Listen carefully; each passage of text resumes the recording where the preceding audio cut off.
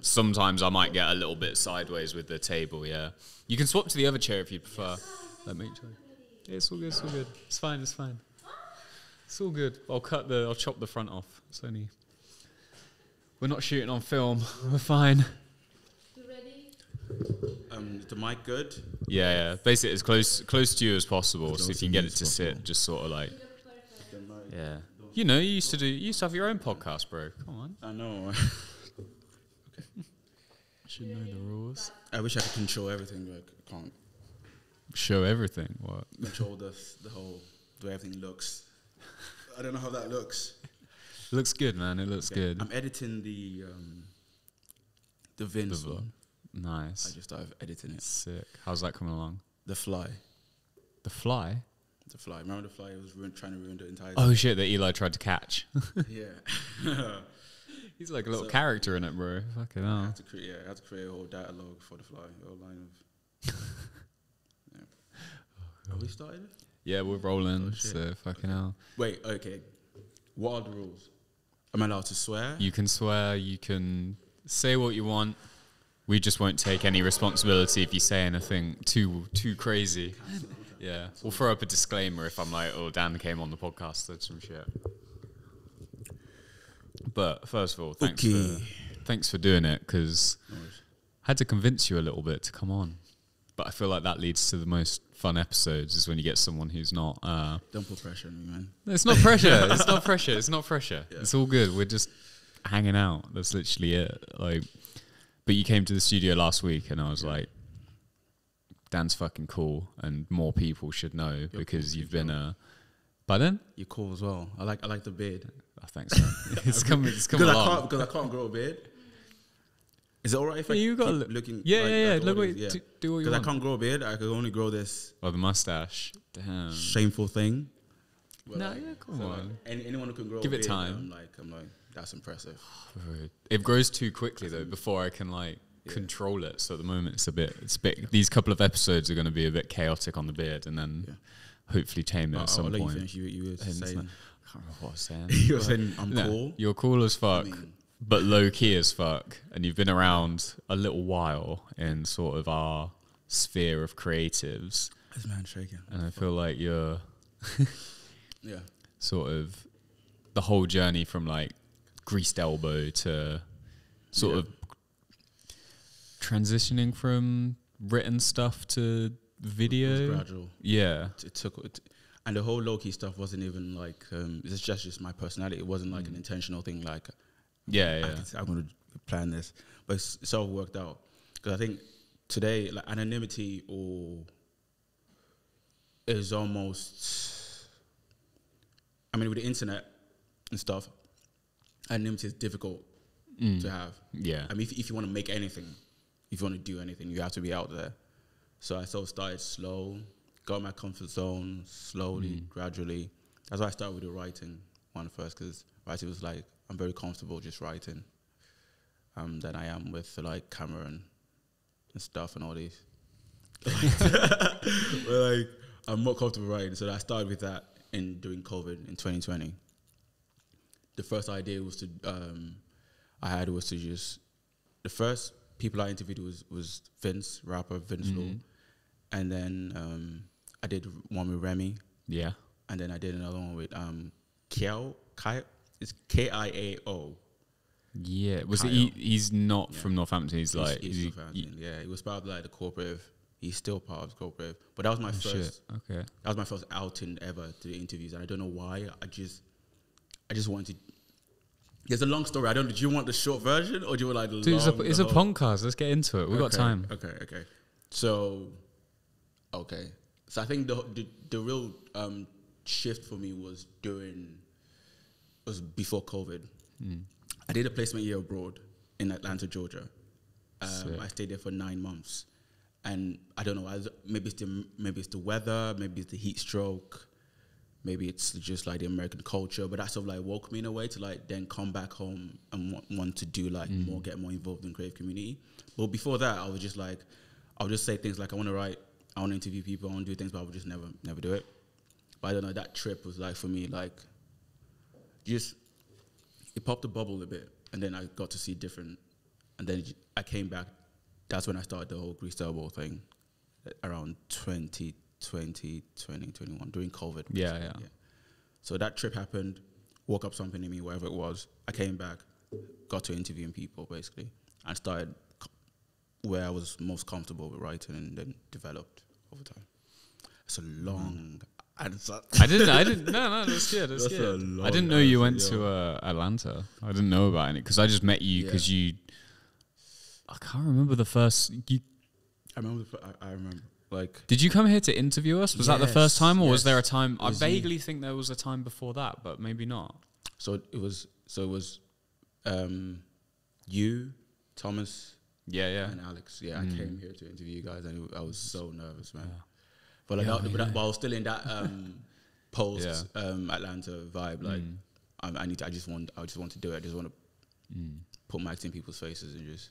Yeah, because you had the microphone as well, didn't you? You kind of like interviewed us, recorded it, and then I had not even started journalism then. I was just like trying something out, and then now I'm doing it proper at school as well, just to get that paper certificate. It's I don't know if it's even needed, but also just like you get some experience, you get a chance to play around as well. But it's always good to meet people who are like they. The thing is, like, uni gives you that 3 or 4 years or whatever just to like figure shit out, because you're not gonna like, it's a room to experiment. But you seem like a guy who's always been like trying stuff anyway, so you're not afraid. You're already doing that sort of figuring out inside and out of the uni space, which is always like good. That's why you've had such like a interesting development to watch from that Greased Elbow series to like.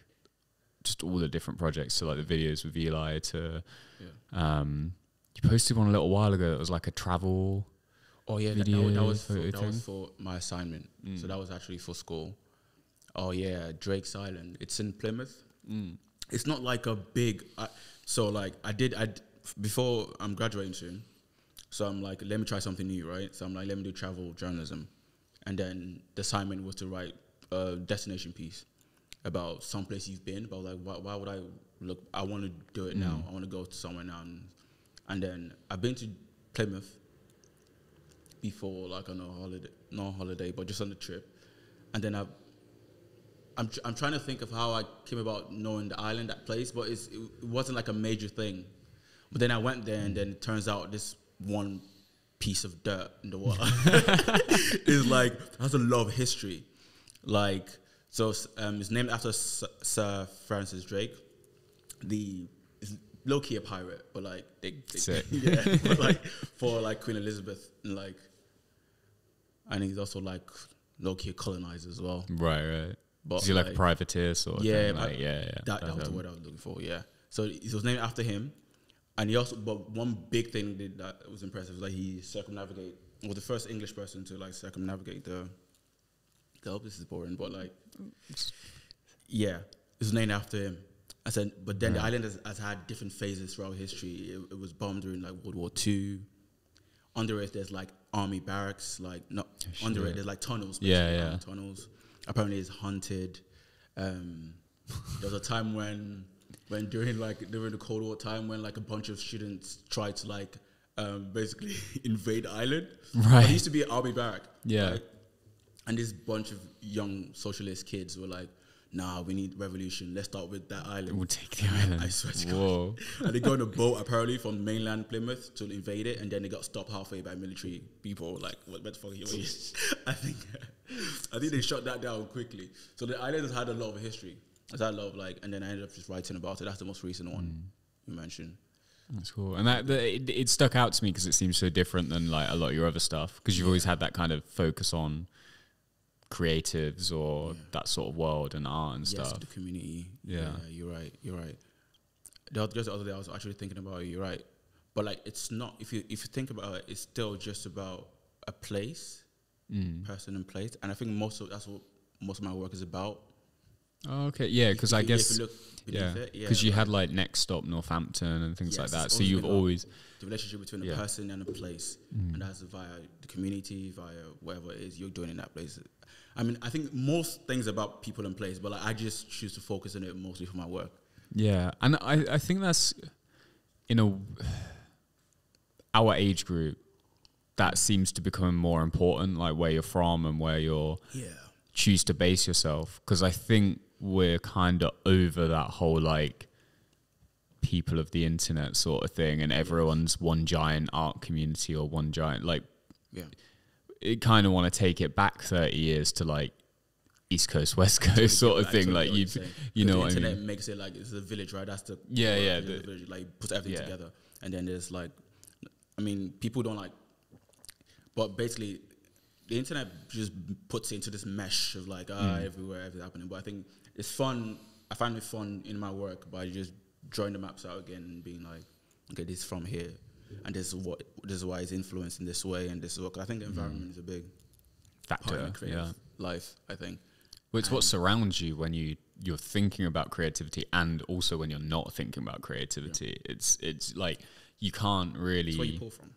Yeah, there's where you pull from, for the better or worse. Like it's and it's gonna. I think more personally. I think also being an immigrant, like my relationship with place as a concept is very like awkward and very like it's foreign. My relationship with place is foreign, so I'm constantly trying to like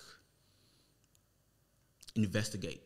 I think that's why I'm drawn to journalism as well, because I'm like I don't know what I would get by investigating, but I don't know. I feel like I'm hugging anything I'm investigating is like a hug to me. That doesn't make sense. That doesn't. No, because it's like journalism is the medium you've picked, but it's. No, I kind of love that you bring it up. Wait, let me collect my sentences. Okay, why my relationship with place, being an immigrant, is foreign. It's weird. So I'm constantly trying to like, I don't know, understand the place more, and I think that's how I'll get more comfortable. So I think that to then sidetrack that to then journalism as a whole being like this all investigative medium to like really ask questions. I think it sort of works out. Yeah, and it's my status as an immigrant and like my work, creative, like I think so works out. I think. But I love that you said that, because I have a similar relationship to photography. Not that I'm an immigrant, but in the terms of like, like in a slightly different way, but the similar way of that, like using it to understand the world around me. Because I used to be fucking awkward as shit. Same. Like, can you not tell? Bro, I'm still awkward even, right now. You say that, but like, I remember the first time I met you, and it was like, I used to be worse than you, believe it or not. Like, you know what I mean? Like, it's because like when there's something to do in the room, like I'm coming to the room to film this, I'm going to do that. Then like you can just put all your focus into that, and then there's peace in that. But when you just like what, you don't know what to do with yourself. But there's the wall and everything. But for me, I've realized like probably the same with you with journalism. You use it to like figure stuff out. So I always find stuff that intrigues me with photography is stuff that I'll photograph stuff that I don't quite understand, or it gives me a way to like in the moment might not consider all these things, but then afterwards I can look back and like start piecing it together, which I don't know whether you get that with journalism. Once you've done a couple interviews, you can start seeing the threads. I think we're lucky in a way of the people who can find. I mean, the whole thing they said us when we were a lot younger was like find something you're very passionate about, something you're willing to do for free, and then just go at it. But it's even an extra win if you can find something not only that you're passionate about, but something that almost like works with your personality type as well. Yeah, something that feeds that. So it's like a win-win. And then they ask you, why do you just keep doing it, not getting paid? I'm getting something from it. You can't tell, but like it's fulfilling. Is the word. Yeah. And that's the feedback loop, isn't it? Because I guess it's for some people that like certain thing is like the fulfillment comes from like getting a paycheck, but it's the same level of not even the same level, like possibly more so than getting paid for it sometimes from certain parts. Like it doesn't even have to be like paycheck way versus creative way. It's like, because I don't think the goal is not just because this binary thing, I'm trying to get out of it a bit. Like, it's not just like, because there's some people who try to do both. Some people try to manage it. And the lines are blurry, like real blurry. It's not like I choose this and then you choose. It's like, like I did this. My first like 9 to 5 experience was at factory. Was a factory in Morrison's.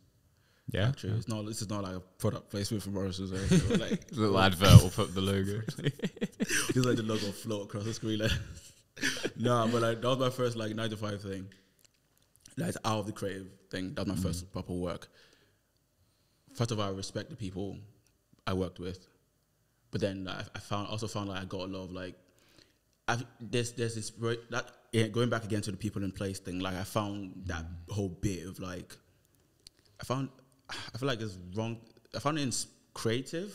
I still found that place a bit creative, but I guess it's just like the type personality where like you're looking for things like maybe just an overactive imagination anyway. But like, you'll find what appeals to you in something. It, you know like what I mean? for example, like no one there spoke. Most of them didn't speak English.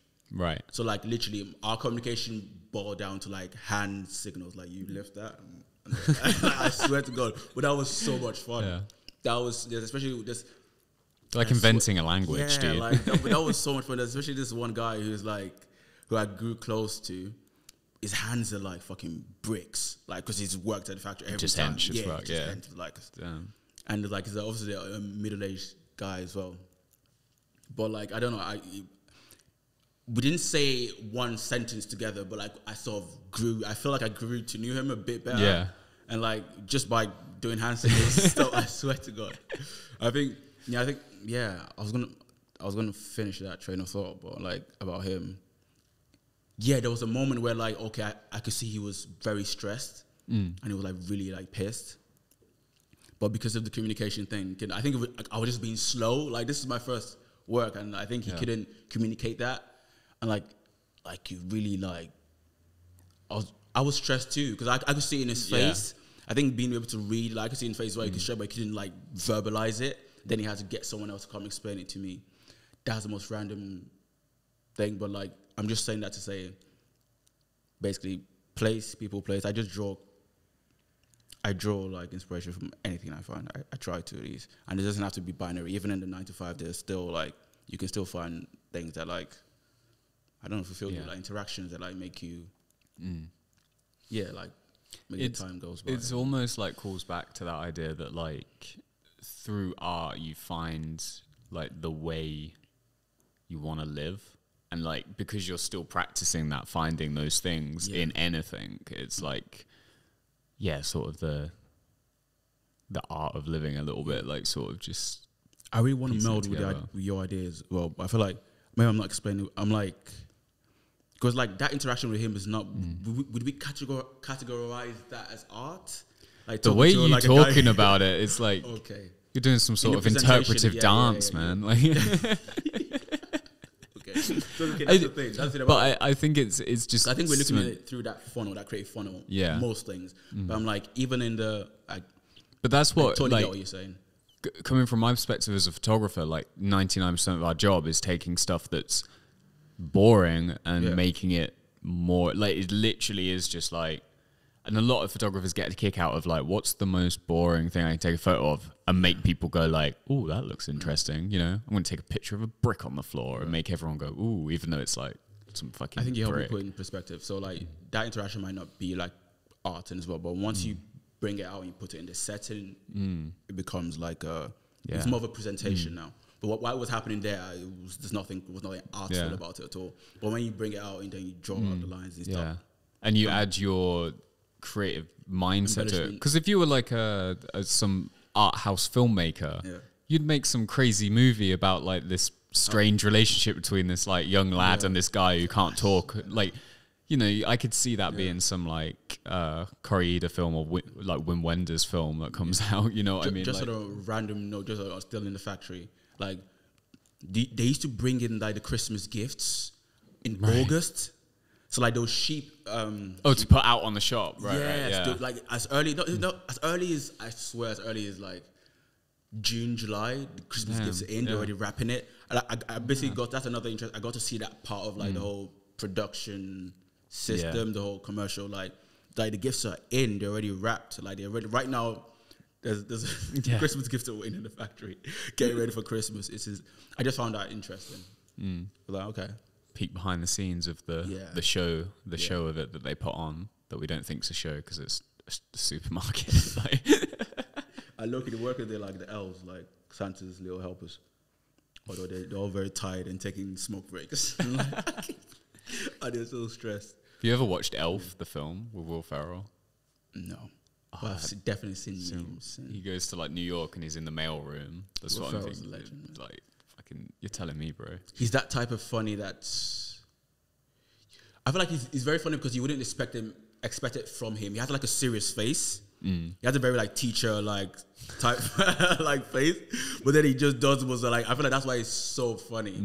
Like when he does the Ron Burgundy impression when he comes with the monster, and it's very that's his basically that's parody of a journalist, like serious journalist, and he comes in and it's very like, but then and it's just the most outrageous straight face as well.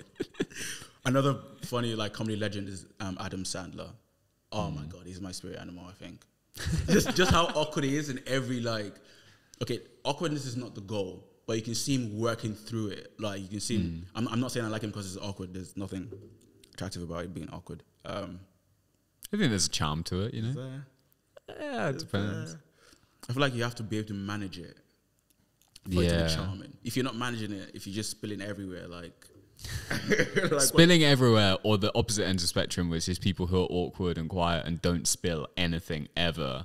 Yeah, it's like it's a weird thing that like I don't know. Quiet people eventually like that idea of like coming out of your shell. You know what I mean? And it's more difficult than people think because it is a lot of like piecing together and like. Because normally they're people who that are quite like, they will only do something if they're like very sure about it. And you have to learn to kind of just embrace that like sometimes you're going to end up in weird situations that you can't fully control or know the outcome exactly, you know what I mean? 100%. And then you sort of balance out a little bit, I feel like. Same as people who are too loud. They learn to rein it in eventually. I feel like that connects perfectly to what I was trying to say earlier. So about what the work did for me, like coming out of my comfort zone. Like, so I would say I'm like a quiet person usually, but then the work, like you said, there are people who wait for a long time before they actually do it, do something, or they're like different personality types. Not like, but like I was like, I think that was what fed the work, that kind of energy. Like I need to eventually come out of my comfort zone, and this is the medium by which I think I'll do it and get to know people and stuff. So like, it really would, to do like a snake, a mouth snake with a tail in the mouth, like just to make the conversation make sense. Like I think it comes full circle. Being about personality types, awkwardness, and like it helped me. The work helped me going and getting back to like finding that stuff you're happy. Not only you're happy to do, but it also just fits in a weird way. Yeah. I think as well when you're quiet, you always feel a little bit like you don't quite fit in. So picking something like journalism or photography or like doing something gives you like the excuse to be there all of a sudden. Okay, but here's an unpopular one. I feel like the scary version of that is if you're actually you're comfortable being quiet, but then the thought was like if you're quiet in a surrounding or setting and it's basically difficult. But sometimes you just want to sit and just watch and just like people watching. Like there's a fascinating bit about it where it's like, but you're not allowed to just be quiet. Be like, if you go to a party, a house party, and you're just like, why is he? But like I usually enjoy that. But now I'm finding you need to say something. You need to be more vocal because then you're just a weirdo. Like what the fuck? Just a quiet guy in the corner. What the fuck? Like what's that about? And you don't want to be the way. You want to get invited to parties. So like. Yeah, because then if you don't get invited, you can't people watch. You have to balance it out. You're right. Yeah. Balance. I think that's Eastern philosophy or Western. But I don't think Western philosophy knows a lot about balance. It's usually extremes, like capitalism or socialism. Yeah, there's no in between. There's no in between. I feel like that's something maybe Eastern philosophies have maybe captured in a sense. Like the smallest things like origami, like things like feng shui, like setting, like the Japanese myth that God is in everything. Or like Shintoism. So I feel like in that is a sense of balance. I feel like where everything has its right place. But in the more capitalist-driven society, it's like you're either on or you're off.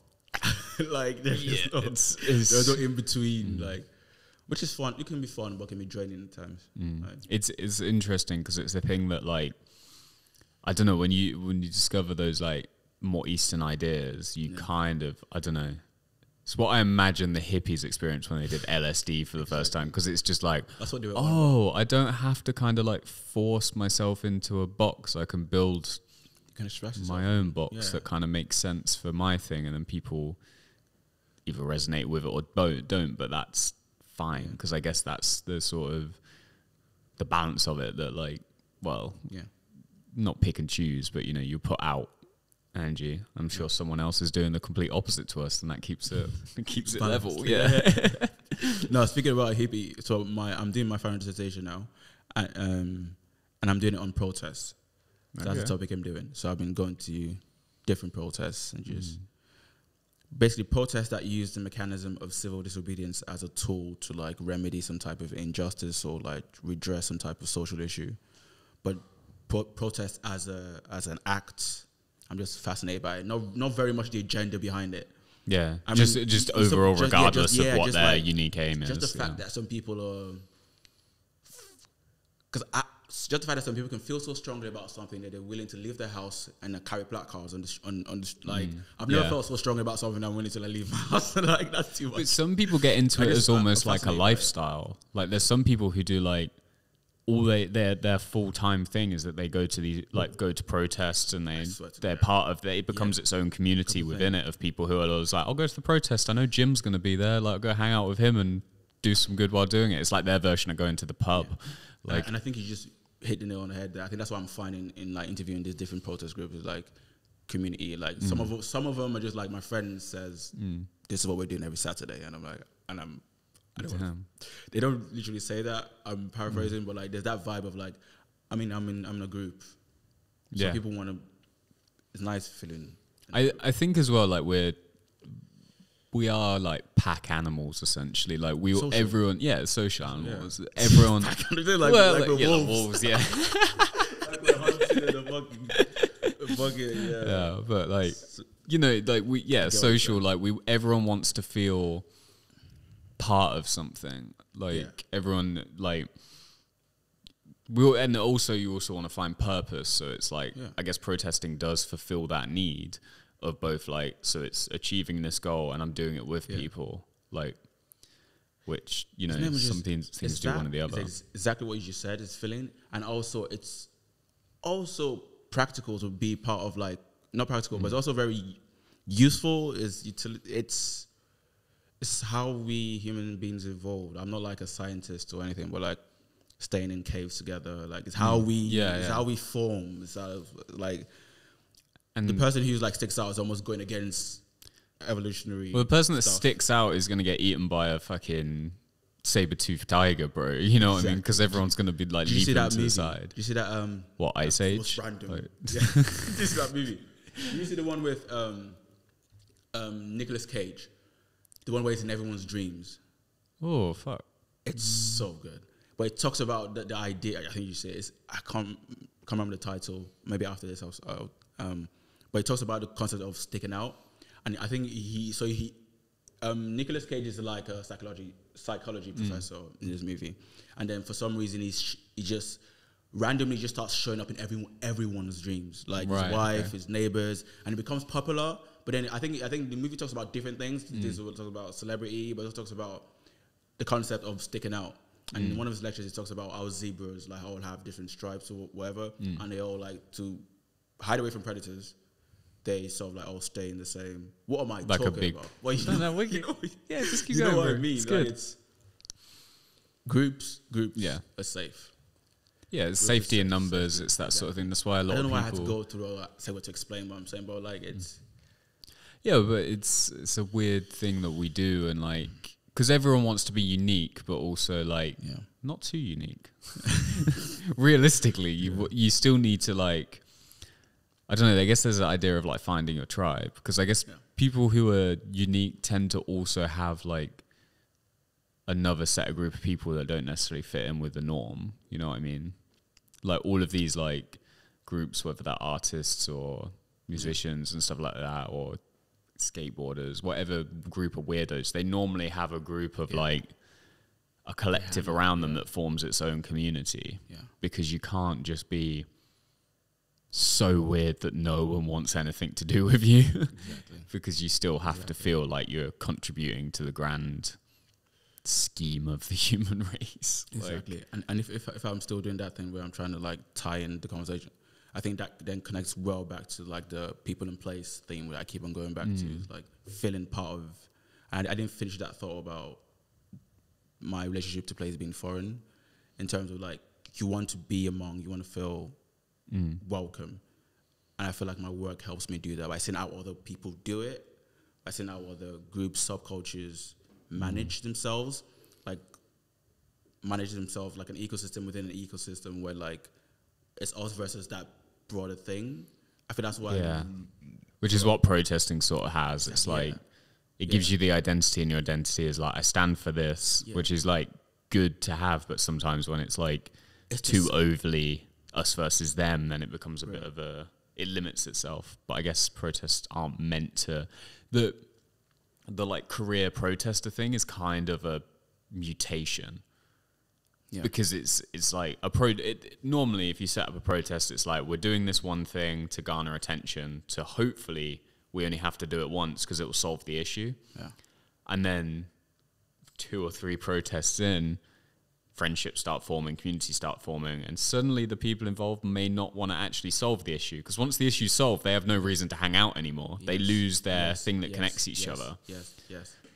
Totally. Like, I think you're saying what I'm saying. It's like, I think what I want to get, that tying in that whole immigrant thing, I try because I left it a bit hanging, and tying in like people in place and connection, relations, and what you just said about it stops being about the cause and starts being more about the group. I want to get to a place in my work where I explore that theme of like place not just being ground floor, place also being people and the ideas we carry with ourselves as we migrate. That's what like community is, isn't it? Exactly. It's, and it's something I kind of, that whole immigrant thing again, something I kind of have to believe, because the whole project of people have been migrating forever, but like the whole project of leaving one place to build a home and not in another place, it's like,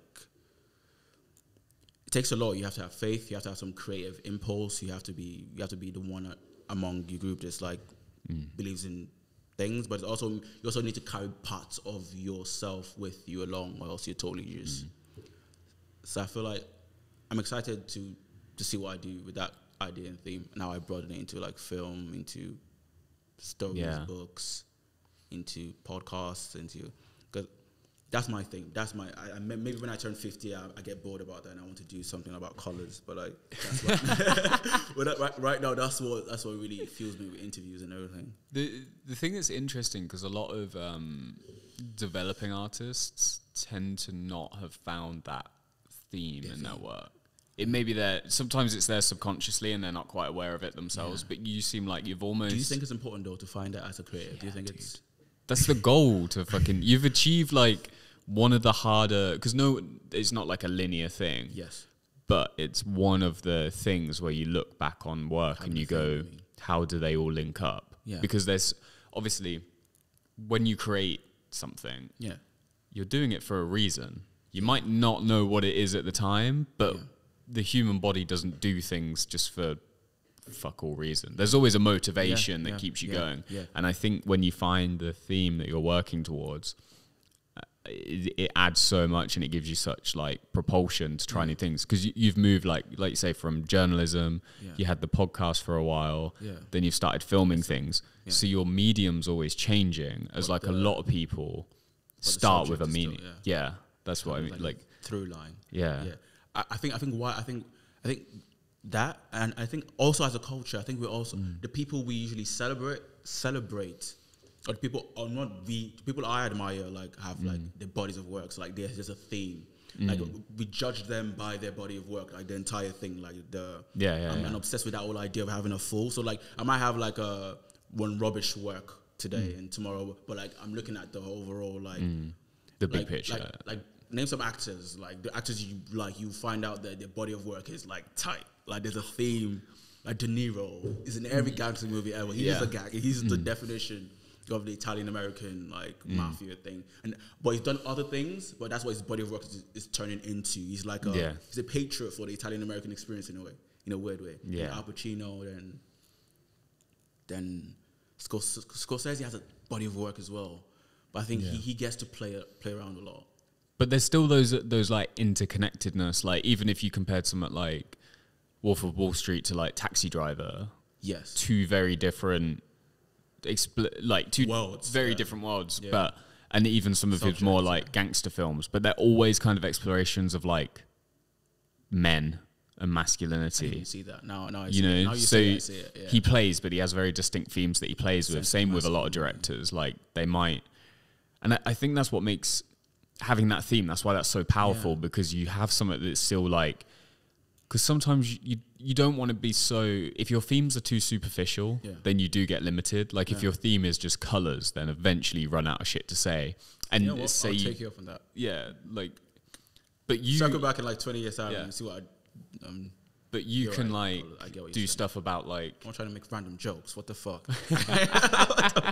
No, I was throwing the conversation and I tried to like good segue, but I'm listening to you. Yeah, but like the themes. You've done stuff about creatives and protesters, two very different type of people, but you've connected them together with that idea that holds. That's what you're giving to the table because that's what you're interested in. You know, so you could just as easily walk into fucking Croft's dog show and still find. What would you say your theme is then, or you're finding still the through line, or you want to explore something? More recently, I've been describing my photography as exploration of the ideas of the subconscious and how that bleeds through into different things. Yeah. But that's what I've noticed. For me, some people might say it's not. Yeah. What do you think about that then? How? Well, it comes with the last book I did, which just came out, by the way. Hey.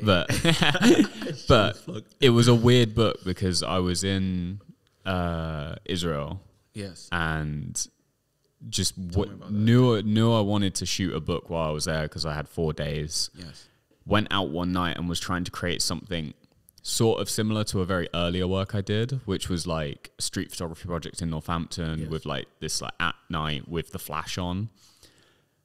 Did it and kind of didn't think much of what I got until my friend who was with us, who's a photojournalist as well, Caitlin, was scrolling through my camera roll and there's a picture of two, you know, like street bollards that they put up, just like the metal things. Yeah. It's a picture of them like lying on the ground because they've been taken out and put down in the quotes. And she was like, I know they're not, but they really look like missile casings, which at the time, like we were being, not we, but where we were was being bombed. Yeah. Like when we were walking around at night with my friend, every like 10 minutes, there'd be like a fucking explosion. Yeah, because in case you don't know, there's a... Yeah. And we were there like the last big like fight, or they call them rounds before the October one. And then that gave me a whole thing of like these images where I just walked around and shot whatever kind of called out to me. Yeah. And started connecting them with what was going on, and also like stories that like the people we stayed with had told us and stuff. Yeah. So there was a few images in there. There's one of a horse, which is like a seesaw horse. Yes. And I put it, when I first sequenced the book, I put it in there, but it was like one of the few ones that I was like, I don't know why it's in there. Yeah. But I can't take it out. Yeah. And I was like, I can't release the book until I know why it's in there. And then I was going back through phone notes because I wrote loads of notes down and stuff. And I found one about the guy who put us up who, in my opinion, the book's about him and his experience. Yeah. But he said, he was just telling us a story because there's this building there that was like a silo. And they were like, why'd you have that? And he's like, we used to have horses when we were little. And I vaguely remember there being horses, but it became too dangerous because obviously explosion horses spook and they run around. And he has all these memories of just like horses going wild and stuff. And then when I read that in my phone notes, I was like, that's why I want the photo of the horse in there, because it's that, like, and some of them are more obvious, some of them are less obvious. And but that's talking about subconscious. So are you into the whole literature on the matter, or are you just more creative? I think it's through creative. I need to get more into it. When I mean literature, I mean the whole Jungian, the psychologist. There's all canon with each. I think that's what helps about having a theme as well, because like then you find research. This guy does and then or you start connecting to this people and he did that, and then it helps you like. Do you do that at all, or you still? Yeah, so you find that helps. Yes, but for me as well, there's an element of it being an exploration of my own experience. Okay. So yes, but on this particular subject, haven't done a lot of reading, so I don't want to suddenly start talking about Jung or Freud or anything, and people be like, "You don't know what you're talking about." But for me, what I found, because once I realized that with that book, I was going back through the older books that I've done and being like, oh, this sort of idea of making work really intuitively, paring it down, and then piecing together it afterwards makes sense. And it's like, that one is about how, because I said it's about a guy, and it's about how the memories of this war or conflict, these people who live there who aren't involved directly, but have to deal with it because they're on the border, manifests itself within their living space. So when you look at the pictures, they look very normal, but there's all these subtle symbols to things that elicit these ideas when you look at them, to like the images that we see on the news of destruction and bloodshed. You have to be very attentive to source that type of stuff out. And or maybe not attentive because you weren't attentive. Well, it's intuitive, but it's the idea is that whenever you go out and shoot photos, you're gonna be thinking about something. Not necessarily like consciously thinking. Like what happened that day, like general, or not even when you go out and sleep, but whenever you're going about life, you're doing this podcast, your memories are coming in and out of your head constantly. We're doing a lot at once, and it's the interaction between that flow of stuff in your head, memories, and what elicits what, combined with, in that instance, the photography, and letting it manifest itself into a tangible form. And I wrote a line or poem about that idea about like it's like you just the specks of ideas like dust just traveling around. And sometimes you just have to wait for the dust like to settle, and then you pick on one, and then that becomes the thread you use to like specks of genius, I call it. It's a different like I even say when I'm like just wait to collect dust. Well, again, talking about that Western and Eastern philosophies, where like waiting is not something we do. Don't be encouraging. No, it's go. Yeah, you need to be. You can't. What are you waiting about? Which a lot of people like. Obviously, I've spoken to quite a few creative people on the podcast and stuff, and I noticed this trend for them to trying to figure out a balance between being able to let the creative process breathe and have its space while trying to keep that go up, because you know all the other influences, like you say, like Western culture, Instagram wants you to post every 10 minutes, fucking that shit. But how do you slow it down so you're not just pumping out crap, because eventually you've drained the tank and you're just trying to feed the beast a little bit.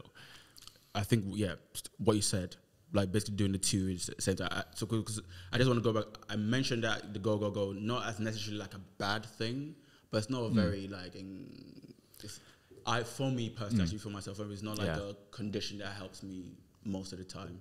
But I feel like it's good to work both sides of your brain every time, but like sometimes I just want to like. Well, it's like you say, I agree. It's not necessarily a bad thing that people are productive. Yeah. But the problem is it doesn't fit with like, you know, when we were growing up, you'd read books by people who wrote them however long ago. Yeah. And then you read stories about how like, oh, this person wrote this book over the course of 20 years and like really did nothing else but read the book. And you go like, oh, that sounds like really, it's very rare you get to solely like cut out everything and just focus. And then you compare that to now where it's like, if you're a painter, make a painting every day, post it on Instagram, go. Yeah. Because you don't have time to let the work really...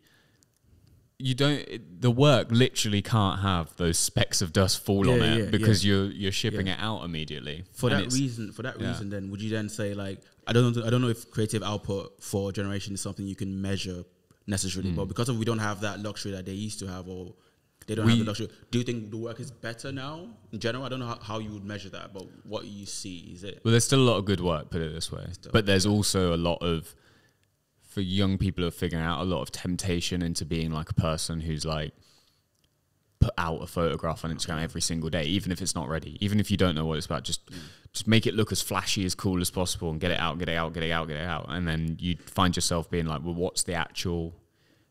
You get essentially burnt out, and you start going, why am I doing this?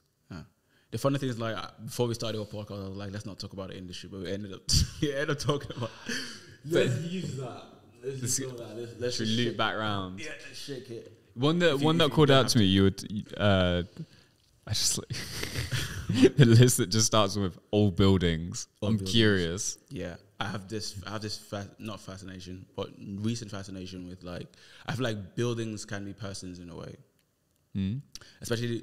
Buildings are like old buildings, especially like the people who inhabit them. Generations of families have come through, taking their stuff out in. Because I think it struck me when I was like, because I just left my house, we just moved, my family, and moving my stuff out of the old house just felt. I moved my entire things, and then I just didn't recognize the space again. I was like, what the, like.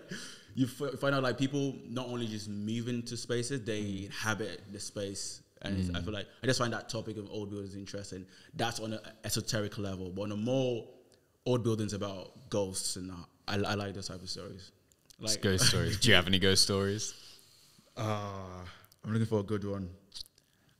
I don't believe in ghosts. But, like, there are definitely moments. What about you? Like, there are definitely moments that I feel like, oh, maybe it's like, especially when you're in the house alone. Like, what the, like, you hear a noise. Like, I'm not going to investigate that. I'm just going to leave that. It's happened enough times in my life to have heard a noise downstairs and just be like, I'm not looking. Leave it. Forget about it. Fall back asleep. It's fine.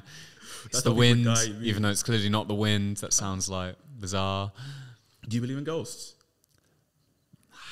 Nah, I don't know. I don't think the idea of ghosts. I don't think something you. I think something when you believe in, then it becomes real. Does that make sense? I feel like because people lead by, I think, usually by the things how they believe. They work in relation to because I don't know. There's probably some psychology experiment about how people who believe it, then it becomes to look that way. Because our brain does it. Our brain just connects dots every time. So some people, like, if you believe in ghosts, then every weird, unexplainable incident will become a ghost. Like, it's called. And if you believe in aliens, then it's not a ghost, it's aliens. Yeah. But I don't, so, like, if I hear noise, I'm like, probably wind. But I do like the idea of, like, old buildings and, like, people who've left like, remnants of. I love the idea of it kind of ties in with ghosts, but a space that develops and grows and can be dynamic. Architecture, you mean? Yeah, I guess it links in with architecture, but just like, like you said, you placed all your stuff and I removed all my stuff. Yeah. Yeah, and then once you stripped it all out, it changes entirely. Yeah. But, like, the idea that, like, if you've moved house, especially when you're a little kid, the first thing you do is, like, run around and try and be like, maybe the secret passageway, maybe there's something there, and you always get a little bit disappointed when you realize it literally is an empty house. But the idea that someone's, like, left something. Because my girlfriend put a sticker in one of her uni dorms. Yeah. That will probably be found by someone in, like, 5 years. I do that sometimes. Yeah. If I leave a building, I put, like, a small message for someone. Yeah. Or maybe I'm trying to, like, prove time travel, so maybe I'll come back. I don't know what I'm trying to do. But, like, I do that sometimes. Speaking of finding messages in old buildings, I did a brief, like, work thing where I was moving out from the old campus, the Parkside campus. I worked as a Unitem, like, cleaner. During, like, 2017.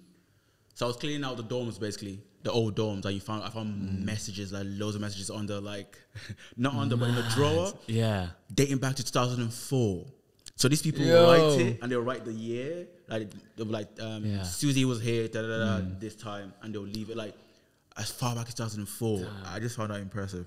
You've unlocked some mad memory for me. Okay. Right. Did you, you know when you do exams at school? Yes. Our school, they set up the big sports hall that I went to when you're doing your, like, GCSEs or A-levels. Which school did you go to? NSB. Okay. And they get out these tables, and they're old as fuck. Like, they've clearly been there since, like, the 90s. Yeah. So these tables, fuck me, you've got your little bit of paper. Yeah. and you're writing on it. You know that thing? Did you ever do that thing as a kid where you put a penny under and you'd like rub it and you get a picture of the penny with like a chalk or something? I've seen someone do it. But basically, you'd be writing your exam, Yeah. and the stuff that kids had carved into these tables is like coming through in your writing, like from underneath. That's how, yeah. Because there was just like messages written on, carvings, like little games, just like someone be like, sign here if you're doing your English GCSE exam, and it's like one every year. Yeah. And then like little mazes people have drawn. And every time, like, because I hated exams and shit. It just fascinated me. Like, I just try and finish exams as quick as possible just to like read on every. If I got a boring table, I'd be like, damn, it's a bad exam. But like, I think maybe if I could dare connect it back, I think that links back to the old building thing. It's even more special when people who left the building leave messages. Yeah, it's even adds more to that mystique of like old buildings in general. Like, and just what it's fascinating to see what people have left behind.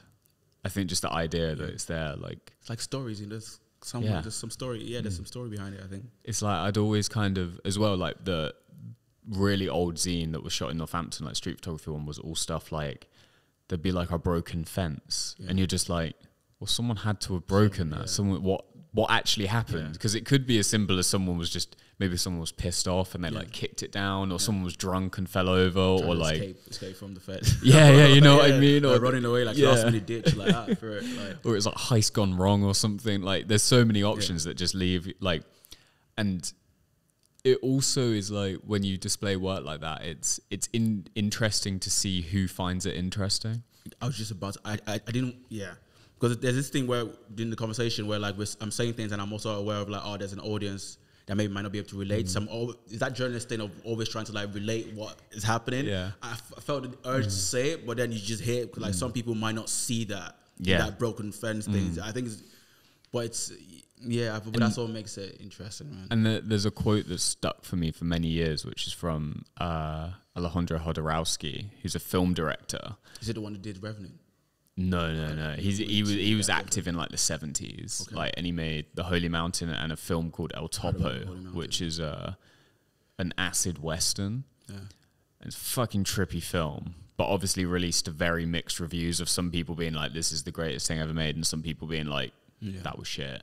And his response was, El Topo is great if you're great, and El Topo is limited if you're limited. And that idea, which some people could take as like a bit of a big-headed thing to say, but that idea that like you can put work out there and people who are... He's back. It's like that scene from Breaking Bad. You know when he sees the fly and he obsesses about it? That is... Okay. I'll focus. It's so ADHD. Like I just went with the fly. Okay, be present. He'll be back. You can get him again. You'll get your chance. By the end of the episode, you'll get him. I'll try to ignore it. The test. Okay. But there's that thing of like just people see different things in different things. Yes. And it's fascinating to see the response to the work. There's some people who would like respond to that characterization or that concept ideas, but like the artist is just lazy. What do you say to that? Like the artist is not willing to like, because there's artists who try to bring people in by all means, they're even willing to like risk their stuff just to get more people in. And then people who just like, I don't care. What's the name of that guy with a grey hair? No, he's a director. He does very like trippy films. Grey hair. Side cut, very high. He talks a lot about David Lynch. Yes. Yeah. David Lynch. Yeah. There's that type of creative who don't really just make what they want to make. There's that type of creative who really trying to cater to an audience. I see both being valid, but like, what's your? I think it's lazy when because people seeing what they want to see in it doesn't necessarily take away from the artist's original intent. So what makes it lazy is if the artist doesn't have an intent. Okay. So your job is to create, and it's the catering to an audience and making your own thing is the same in that different ends of the spectrum. Yep. Your job as the artist is to create something people want to engage with, but you choose how much of the mystery to reveal. When you're trying to really cater, you're going to be way more obvious with the themes. And if you want to be more, if you want to get your audience to have more input, you're a bit more mysterious because that leaves the little gaps. Yeah. You cover some stuff up. You don't give it all away because that lets people have imagination. You leave that space for them. When it becomes lazy is when you're not having your own direction at all, or sometimes it's not laziness either. Sometimes it's just you don't have the skill set to say what you want to say, and you're just haphazardly throwing shit out there that doesn't communicate what you think it does. Have you seen that Banksy interview where Liv drew the gift shop? I've only seen like the first bit because I think it talks about that idea of where this guy is looking for Banksy, and in the bit of looking for Banksy, he becomes an artist himself. And Banksy, at the end of the whole documentary, I think Banksy asked the question about like who's the real artist? Is it the guy who just by mere virtue of just trying to because like he does a whole art exhibition where he just random photos, like no intent, he's just like doing the most crazy shit. And I think Banksy was a bit pissed about the idea, like the fact that he can put in so much time and effort into like crafting it, and this guy can come one day and he's already doing exhibitions. It was like that sense of like, I think it ties back to the lazy and like. But I think it's that guy became an artist, but did he keep doing it afterwards? Probably didn't, because his goal wasn't to be an artist; it was to find Banksy for his documentary. Yeah. So he was doing what he thought was necessary to get to that point. Right. You're right. It depends on your end goal and your intention, you know, which sometimes can look like the same thing in the moment. Yeah. And that, like, there's you know, millions and millions of creatives out there, but when sometimes you dig a little bit deeper and you find out, oh, that person doesn't want to make art, they want to be an influencer. That person doesn't want to be creative, they want to be like, they want the clout to say they got rich off of art, or they wanted to find Banksy, or they wanted to. Sometimes the end goal isn't to get invested in their own work and what they're doing and find. But then again, I feel sometimes some artists can get a bit like, because when you see that, you're like, I've been putting time in. You can get a bit pissed or get annoyed or like irritated at the fact that some of them can just come and do that and like I feel like I think it helps creators. I can't give advice, but like it helps you just to know. I think that again links back to the theme or the overall picture of what you're trying to do. Like it just helps you to just really rest in that like assurance of like this is what I'm trying to show, and it'll take time sometimes. And I think as well that idea of like some people throw stuff out haphazardly and then they don't have a real clear set goal with where they want it to go. They're just like, we'll roll with it. I think that's the point you're trying to make. That is what's the goal? Yeah. So yeah. And because that dictates what you find success as well. Because for some people, success is a Lamborghini. For other people, you know, they might. It's a Ferrari. They don't like Lamborghinis.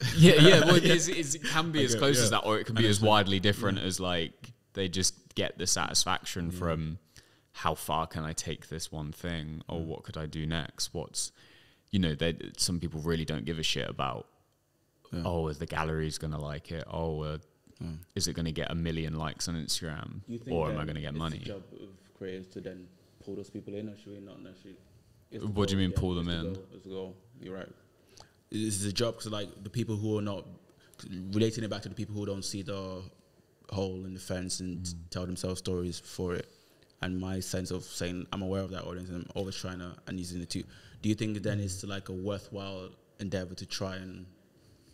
I think that's interesting, because part of me wants to say there's an acceptance in just being like it's not for you, but they'll have their own things that they get excited about. But I think the success, because I had a podcast a few ago where another photo bookmaker where we talked about forwards, because our books are like mainly just pages of just images, which excludes quite a lot of people, because a lot of people don't necessarily know how to read an image or visual language. So we include a foreword to give you that context. The same as a gallery exhibition will have the little thing that gives people who are willing to try, because you have to read it, you have to pay attention, think about it, to give them that in route. Because at some point, because if you just leave those people and say, well, you didn't have a gut reaction, you don't get it, is sort of like gatekeeping a little bit and being like, well, it's like that high modern art thing of just being like, well, you just don't get it. And then you start thinking like, well, I'm trying, but you're not giving me a good explanation. So you have to, some people just aren't gonna vibe with it. It's not their thing. That's fine too. They have their own trip that they get excited about. But when you really, like, you have to be able to as well accept that some people just are at different points and they're trying to understand, and you have to say, hey, this is point them in the right direction. I look, you think like that's something our generation of creatives, I think that's our task in a way. That's our challenge, because a lot of what's happening in zeitgeist and in the conversation is about it's about representation, bringing in people, bringing those people on borderline, not just representation about race, color, women, but it's about different people who think differently. And we're always trying to, even about accessibility, even about disabled people, trying to bring, I think that's what's been on the news, that's what's being talked about a lot. And if that bleeds into create your creative, if you put that in as well in your creative, I think it makes the work bigger in a way, it expands it. If you put that into your creative process, your creative thinking, I feel like it might just... And it ties in with what we're saying about people being social. Like, there's a natural inclination to want for you to put something out and everyone to go, like, I get it. Yeah. I hit. Like, but is how you go about that. And because some people are like, well, I'm just going to do what people are used to, and I'll remake something that's very similar to people. Like, you know, you see it in music all the time. Someone makes something and it's like, oh, I make this type beat music because, well, they're really popular, so I'm going to do that. Yeah. But then people just go, well, if you're the same as that, I'm going to go listen to that. Thanks for reminding me that exists, though, because that is cool. So it's that balance of, like, how familiar do you want to be while bringing something new to the table, but how do you get people to back what you're doing? Yeah. Because if David Lynch wasn't David Lynch, there could be a group, like, if he was a different guy, people could just be like, yeah, he has these really good films where just a bunch of nonsense happens at the end, like, so it's not really worth watching. But he's got a thing about him, and he's thought about it, that you're intrigued by the mystery rather than put off. Yeah, you know, and that's the balance. What's a movie you've seen recently? By Lynch or just anyone? Yeah, one good. Me and my girlfriend watched. Also, segue was so. It was so brutal. That's good. Yeah. It wasn't even seamless. I like that though. It keeps me on my toes, man. Me and my girlfriend watched Alien because she'd never seen it. The original one? Yeah, the 79. So you're watching you're watching old movies? Dude, I fucking love 70s films. Ooh. 70, like, a little bit, like, 70s America is, like, such a unique genre of just these.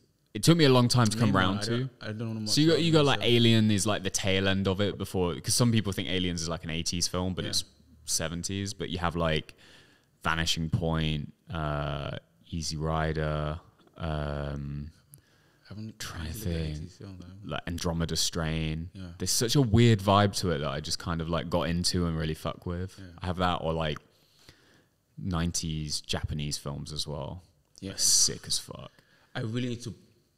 Watching foreign films with subtitles is like a task. Like, I'm one of those people who like it's work. It's full on work. And I think that's just my brain, because I'm lazy. My brain. But I feel like reading subtitles, like, I want to look at the picture. Why am I looking at what they say?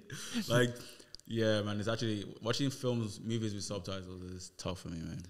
It's a weird thing that you kind of have to get used to, I guess. Yeah. To the point where sometimes I'll watch English stuff with the subtitles on. Trips me out a little bit, yeah. I feel like I've just missed what they say because my ears are not work. Like, it's weird because it's odd. Your attention comes away a little bit from the voices because you're reading that information. Yes. But you tend to notice the soundtrack a lot more. Okay. Which in Western, like, normally if you watch film in English, you tend to forget about the soundtrack unless it's really fucking crazy. Yeah. Or like it's got like pop music in it, like songs. But like just like, you know, score soundtracks really fucking hit. Thinking about watching movies in weird ways. Sometimes I watch music like with just the sound off. Ooh. Like, just to get a sense of like, so then I focus more on the transitions between one scene to the other scene, and I'm like, focus on what's going on. Yeah. because like sometimes some directors make it their life's work to make each transition like seamless. Like so if a car moves, then the next scene is someone pulls out something from like it's Edgar the guy Edgar Wright. Yes, Yeah. He did it so good in that movie. Baby Driver. His the transitions are one. just Yeah, transitions the are nuts. sick. Yeah. He does it a lot. Yeah, That's an interesting one to watch a film on silent and see if you can still figure out what's going on. Yeah, Because it's like, I remember I watched a documentary about like, they were game designers on like the PlayStation 2 era. And for all of their, because you couldn't really make stuff look like photorealistic back then. yeah. So there was some level of like, does it look like, are people going to know this is like a fox or, and they did this thing called like, they'd make the screen super blurry, and if you could still tell what it was from like the outline, if you could still play the game and know where to go and what the power-ups were while the screen was blurry, then they'd let it go. But if you got lost, then they'd have to redesign the level. And there's that, and also if you ever played like an open world game, if the game's still playable by turning off the minimap and you can like navigate off of signs and talking to people, then that's like genius game design. Same with films as well. Like it's all those things. It's like what happens. That's something I never really. Yeah. I think that missed me for some, which is sad. But I never really did get into games. But I remember. Okay. Yeah, like I never really like, especially the. Yeah. Not. It wasn't a choice. It's just. Yeah, I don't know. Didn't get that. But I find that, but any medium, there's always like crutches within it. Especially like games and movies are like complex mediums. Yeah. Because you have sound, visuals. Yeah. Transition. There's more than one art form going on at once. No, I 100% believe that people who make games are like creative as F. Like the new ones that come out. Yo, look at this guy ruining shit, man. special guest appearing. Drop it in. Sorry. Yo, man. What you say? What you say? Stage invasion going on. Yeah. We're talking about games just before you walked in. Video games. Yeah. I never did get into it. I just literally just started.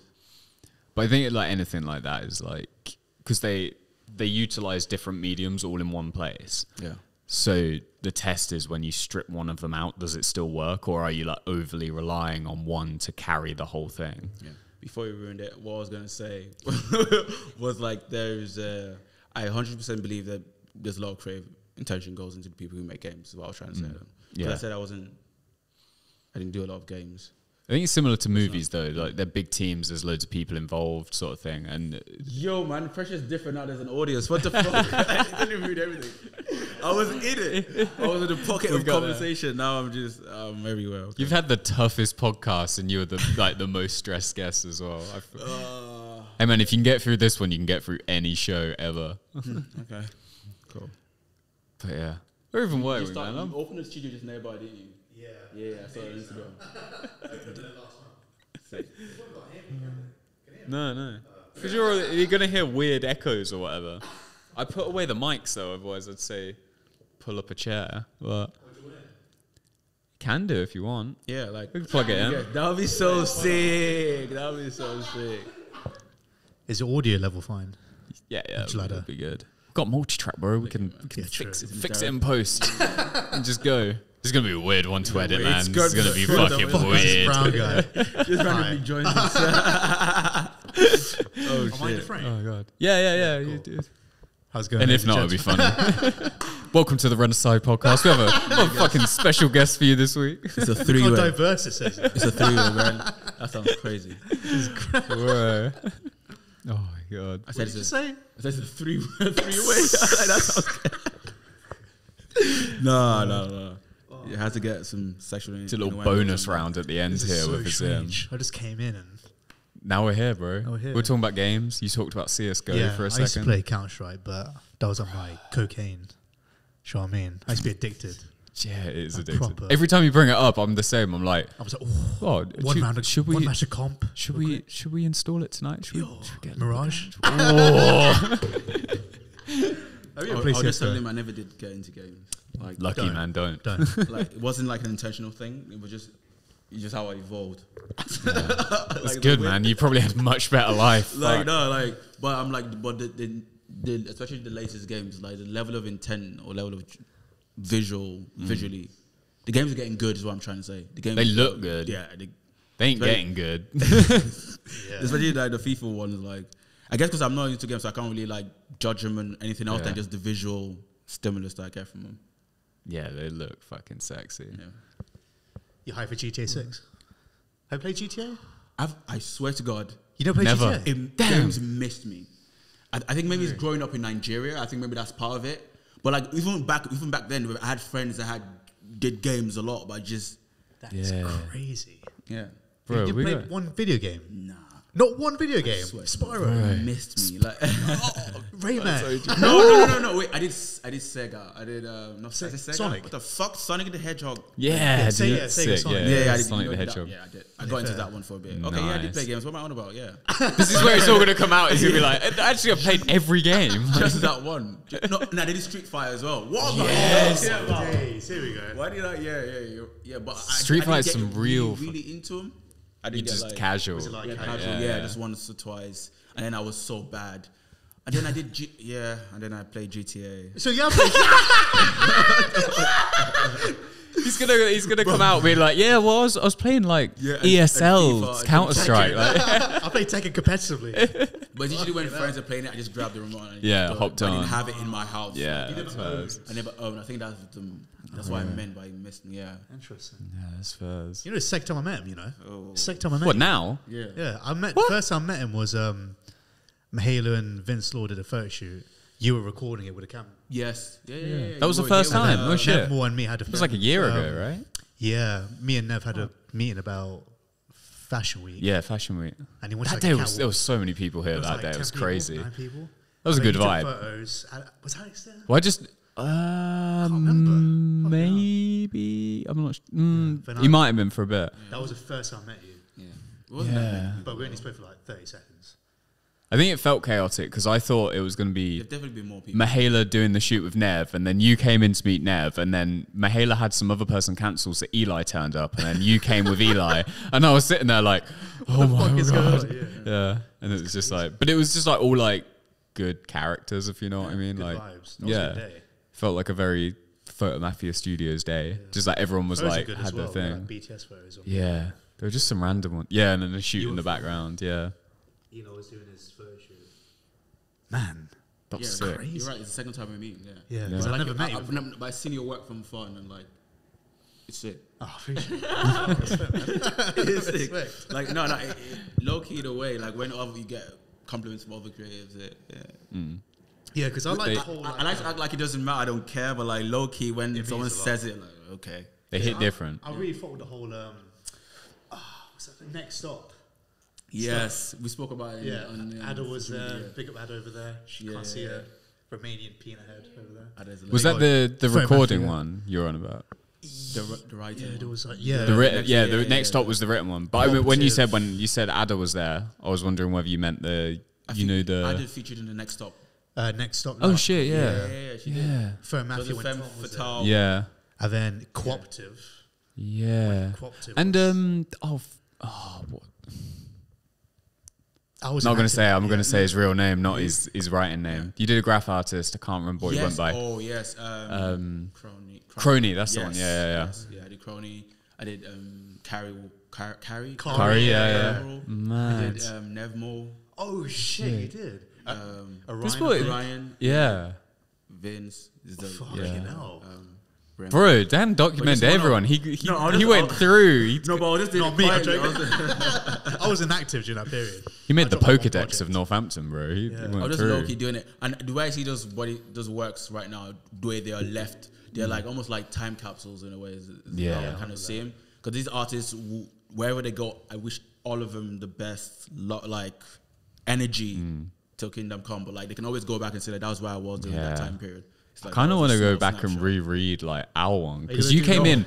We weren't here that long when you came because Tom was still was here. first, yeah. I don't think the mural was up. wasn't. It was like a white It's empty room. Yeah. That's it's changing. You've seen it change, but that's what I meant when I was like I like the idea of a space that develops. When we were talking about That old just came building, back, yeah, 'cause we that's talking why I about like old the Polaroid wall because it grows. Yeah. I mentioned old buildings. What do you think about old buildings? Old buildings. Yeah, just You find No Tell us some context, ghost no stories, context, bro. just- Come on. houses and shit. Yeah, do you believe in ghosts? Yeah, just Do I live with girls? Do you believe? I'm not Asian. My mum would smack the fuck out of me, bro. No, bro. No, do you believe in ghosts? Like ghost stories. You said we don't really. I don't. Not really, no. Yeah. I never been. Well, I'm going to take. Oh, I don't know if I mentioned this in the old Roundtown podcast. But that didn't come out. This is the to one. be fair, dude. yeah, but this could be a fresh story. So when I was 9, when did Michael Jackson pass away? 2009? Yeah, yeah. I My might mum get was talking about that last night. Why does that come what up the 2 fuck? days in a row? Yeah, it's like crazy. I might get cancer rose. So 2009, 2010. What? wait. I was like year 4, year 5. And I was looking at like Michael Jackson like alive ghost videos and shit. And then they used to like scare the fuck out of me. So so it was like 9 p.m. So I'll get ready for school the next day. You know when you turn the light switch off and you like crawl up the stairs, like crawling up like that. Yeah. You're like, I used to think power that Michael Jackson's gonna like grab my leg and yank me down. That's terrifying thought. What the I mean, you know that I keep hearing that shit. Yeah, so Michael Jackson used to scare the shit out of me when I was like 9, 10. The most recent horror film I saw was on Netflix. The one where they hold a hand. There's a mannequin hand. I can't remember the title. I'm so bad at setting up something, but like I can't remember the title. It means, does it speak to me at all? It's made by a group of like young kids from Australia, and very terrifying. It's I don't very know. terrifying. Oh, I know what you're talking about. Yeah. Talk to me. Oh, shit. It's- Yeah, I watched that for and for the entire week I was scared. Damn. Yeah, it was so terrifying. Do horror films Do you get find to it you? terrifying at all? Ah, Shout out Andy in the back. I don't. no, it was Yeah. it was scary, man. I'm trying to. Horror films scary? I haven't seen enough to judge, to be fair. I haven't had that many. Like some films get under my skin, but they're not necessarily like horror Insidious. films. It's Insidious. Yeah, Like it doesn't psychological like thrillers. some. Yeah, like not even that. Like weird ones. Like Exposure. Love Exposure. Fucking a trip, bro. Nah, Kitano's Sonatine sat on me like a fucking brick. He just shoots himself at the end, and you're like, I was depressed for a week after I watched that film. I was like, fuck. You ever seen Dance in the Dark? No, That Bjork film. no, It's like the no. only film she's ever been in. Damn. Where she just, spoiler alert, she just hangs herself at the end. Like Right. she like died in prison, having it just hung her. Jeez. And that scared the fuck out of me. Because it looked like a Damn. documentary. Yeah. And I was like, what the fuck is this? What the fuck? Uh, The kind of- most scary thing that presentation film I've seen was actually theatre. Woman in Black. We went during like GCSE time to go and see it. Shit, that's with Harry And, like, Potter in it.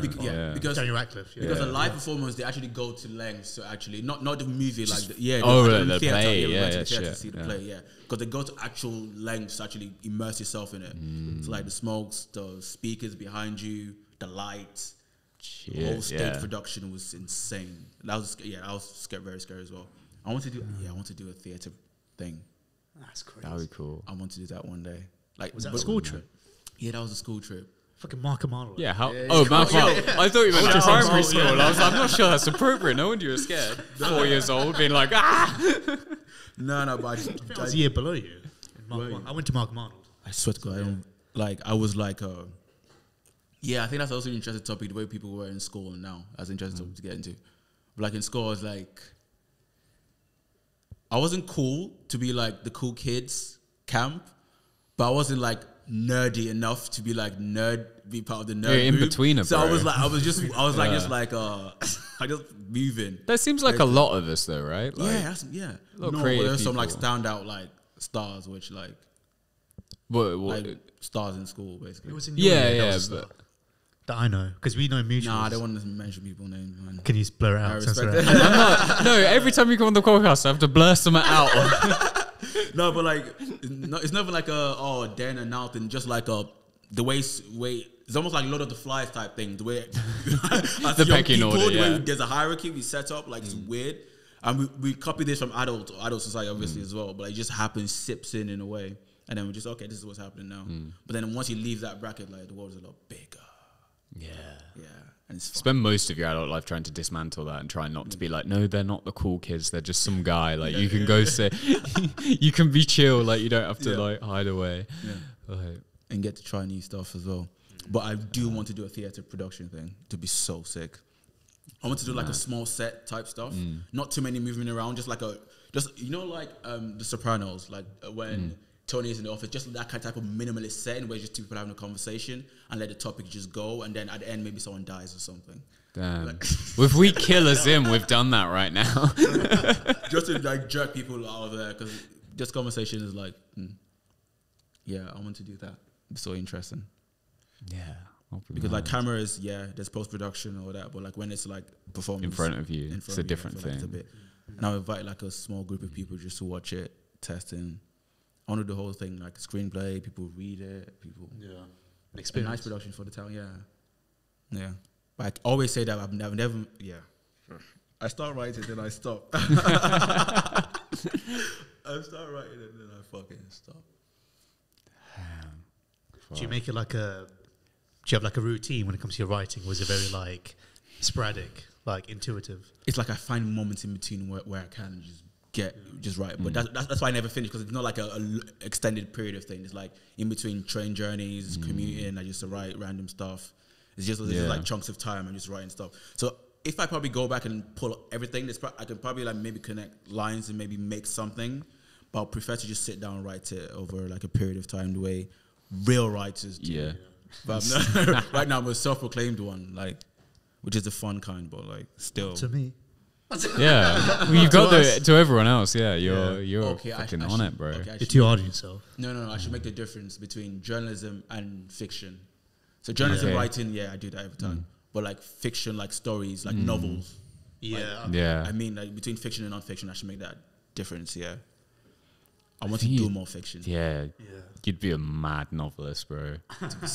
I'd keenly read a fucking. Yeah. I'll do it for the community. I'll do it for the community. For the community, just for me and Azim to read. Fuck it. Yeah, you're right. You're right. Yeah. You know what? There's always a bit in writing and running out of writing where like you have to send it out to friends to read and see, just get their thoughts. Yeah. I'll send you like the raw we're stuff. down. And be harsh as you want to. Be like, this is shit. Like, Do you set yourself deadlines or anything? Deadlines in what way? Like anything that you write. Like, do you set a deadline to, okay, I need to get it done by end of August or something? Or would you just be like, when it's ready, it's ready? Yeah, man. I'm not a very good like time person.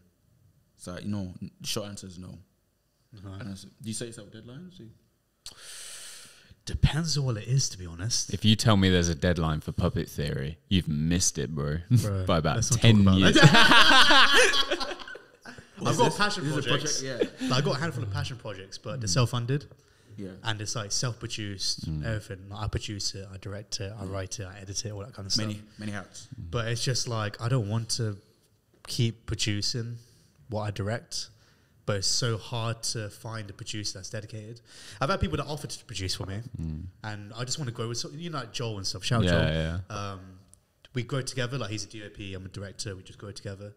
But finding producers, like, arguably the most important person in a film, because they get it from paper to set and make it reality. But I don't know anyone that's serious enough locally to do that. I've had people that offered to me, but then when it actually comes to doing the work, all of a sudden it's like, hey bro, are you going to reply to our messages? So yeah, bro. I've had to physically go to people's workplaces and be like, yo, reply to my fucking message. Literally, because it got that bad. And it's like Corey and stuff, which is about my secondary school friend who was like homeless and was abused and stuff. That was meant to happen last October, but my makeup artist cancelled 2 hours before the shoot. Yeah, and then it just all longs out. Yeah. Everyone got busy. People were booked out of November, December, etc. When I was free, they weren't free. When they were free, I went free. It's just, you're basically trying to schedule in 11 adults for 3-4 days. And with adulting, we all know that we barely have enough time because people's weekends are free. People's weekends aren't free. Whenever my weekend is free, theirs isn't free, etc. So, fucking ball ache. I want to do that this year, though. I say that, but just... We get sidelined by different things. What project is this? Film, I have a handful. One of them is called Corey, which is about my secondary school friend. About a 7-minute film, not long. One location, but the location that we had, the house got sold. Oh shit! House. It's like one thing like leads into another. For 3 days, so yeah. But yeah, I have like multiple passion projects, which are short films. But producing it and directing it and writing it is a lot, and self-funding it as well. It comes from my own pocket, so it's a lot. It's like all of that stuff. Like, I don't think anyone for their personal projects really set deadlines unless it's like a thing where like one thing comes out and then there's a follow-up thing, like or things have to tie in together, because like I wanted that last book to coincide with the first exhibition, but then for some fucking reason it got moved forward by like 3 weeks, so the exhibition just happened, and then they were like, oh yeah, by the way, it's launching next week now, and I was like, I haven't even hit print yet. I was like, fuck. So it came out in between the two exhibitions rather than, so sometimes it doesn't work out. But I'd say when you want stuff to work together, then that makes sense. But I think when you're in the creative stages while you're just doing the thing, you don't want to be thinking like, oh, I've got this far, like, I need to get it out by tomorrow. I'm just gonna fuck it, because it's your your child. You know what I mean? It's like you don't want to squeeze it out too soon. Your life into it as well. Like, you don't want to ruin it. You want to take your time with it. And no one's gonna be mad at you if you like most projects. Talking about this, about specks of genius. Yeah, that's the thing. It's giving it that time, isn't it? And you don't know when it's gonna come. Sometimes the longer the better. Plus, if you never release it, no one knows you were going to release it. Obviously, you've put pressure on now because you just spoke about it. But so if you don't do it, I like that pressure though. Like a way because like I can be very procrastinating and I can lay on my laurels a lot. But like, I find it when I've said it, now I have to do it. Now when I've told everyone, like, for God and man, then I need that. Some people, because I can just chill for a long time and not. But telling other people helps me to be like, okay, be on my game. Okay, now I've told you, now you can't disappoint the fuck. Some people don't like pressure, but I think that pressure, I used to enjoy it more when I was like not fully doing it, if you know what I mean. Like, but when I hadn't released a book before, I was like, well, if I tell people I'm releasing a book, then I'm actually going to do it instead of chickening out at the last minute. But now I kind of like try not to talk about stuff that I haven't done or isn't like guaranteed. Like, you know, sometimes something's emotion and it's going to come out, like it's going to happen. Like, I can safely say there's going to be a podcast episode after this one, you know, but I can't necessarily safely say that this project I'm working on the side is going to come out within good time. That's why I only talk about stuff that's already out, because I like the idea that like I may get to a certain point with a project where it doesn't need to be in the public domain. Like, I've taken enough little experiences and learning from it that will feed back into a project that makes more sense to add to my public image. It's like developmental stuff. Do you want another one? Yeah, that's just right. about the industry and the stuff. It's just the process. It's not the industry. It's just fucking how like people work. It's the creative process we use. Right. You wanted to talk about work food. Work food. That was one you wrote down. Work food. Work food. Like food you have at work. Yeah. Well, when you get dude. Like when you get into like into your mode, like what's your habit? You just live on coffee for days. I live on coffee for days, man. Yeah, I'm one of those. I don't eat. Yeah, depends, because if I'm in a flow state, which I'm sure all of us can relate to, I don't like know deep in. I was gonna say what? Tripping. No, that only happens. That only happens when I'm writing. Yeah, exactly. Yeah, so when you're in that flow state, like deep into it, no, I don't eat or I don't leave the room. If I need a piss, I'll glad a bit of fucking wait. That's just how it is. So I just keep going. It's weird for me because it depends. Because I don't eat when I'm here. We don't. No. Have a scram. No. I get in like when I get in. We have a kitchen here and we're chefing differently, bro. No, we used to have a microwave and shit, but it's all gone because just never used it. I eat. I have breakfast and then I don't eat till like whatever time it is now. Yeah. 6:30. Yeah. Fucking hell. Yeah. Like, you just want big. So what got here? Yeah. And then I'll like walk home. Then I'll eat, but I'd like, I don't eat. No, because what I've realized is, okay, when I'm it depends. If I'm doing work that I'm like need to, I don't want to say not like, but you know when you're doing work that requires your full attention, it's not really your strong suit. Then I have to eat lunch because I get to a point where I'm just like, I'm not giving this the correct amount of attention. When I'm doing stuff I like, lunch becomes a distraction in terms of that I've eaten and then your body's like, I am happy and satisfied. So why do I need to work on this silly little art project? Because I'm not hungry. Yeah. As when you're tapping into a different thing. Even though I work with for a food company about healthy eating and nutritionalism, and I know better. Yeah. But I to be fair, what I actually eat when I eat is very good, so I don't feel like hungry. But I do find like if I finished the first podcast today, had lunch, and then we did the podcast now, we feel sluggish. Yeah, that's the thing. I think that's the point. That's the whole point. I think that's what we're trying to get to. Sometimes you feel like sluggish when you're working and you eat. Like you just get slow and like. Especially creative stuff. And then your body, I just want to sleep. I think, after that, even though you got, because you're satisfied. You're like, oh yeah. Like, why? You treat yourself, but treat yourself too early. I think when you're hungry though, your body goes into a little bit of like survival mode. Because we are like, I am technically hungry, even though I'm not like stomach and grumbling. I'm not like, oh, I can't need to eat. But my body is like looking to piece things together, and you feel a little bit more sharp because your body knows like it needs to be a bit more aware, so it's kicking out. It's giving you a bit more. You feel lighter, gas. like you feel more. Yeah. Like, in a way. Yeah. Maybe we're killing ourselves, but we'll find out in the end. I don't know. By not eating. We're young. We can keep going. I swear there was a whole day where I just did double espresso. I didn't. Really? Bro. I swear to God. You ever had I did twice. I did espresso twice, like in the morning and the afternoon, and then I didn't eat for the rest of the day. You ever had like a coffee hangover? What's that? Coffee Bro, you can hang over too much. Yeah. If you can have a ask for when I go in. Bro, coffee. Like I live in that. I live in that. Yeah, like, I had one with you. I think because I had one downstairs with you earlier as well. Yeah, so there's that 2 a.m. That one in here with Ada. I'm on number 5, 6. You're number 5, 6. Yeah. That's why I'm not hungry. Fucking nah, but sometimes like the place I work there has a double espresso machine. I think we're romanticizing it low key, but like it's not. You are, but yeah. But hey we're man, not doing it. Coffee's good. I think it's the lights is making it romantic. We're literally just saying what we do. Like literally, we should just say it. Like I think one big meal. In the day, 5, 6 when I really is it not every day. A normal day, if I'm coming in and not having to do podcasts, because podcasts I'm a quiet guy normally, so I need to be a little bit more in it. Yeah. But I do 2 or 3, maybe. So you don't take coffee at all? Yeah. Oh yeah, of course. Okay. 2 though. Yeah. If I'm like filming, so for example, if I'm working during the day but filming in the evening, like 6 till 10 or some shit, definitely a third one. Yeah. To push me through that evening. Yeah, I think. But I try to avoid it as much as I can. My worst when I was in Italy, I think. We were filming. I mean, you have to. But the lady we were with, like, she's jokes.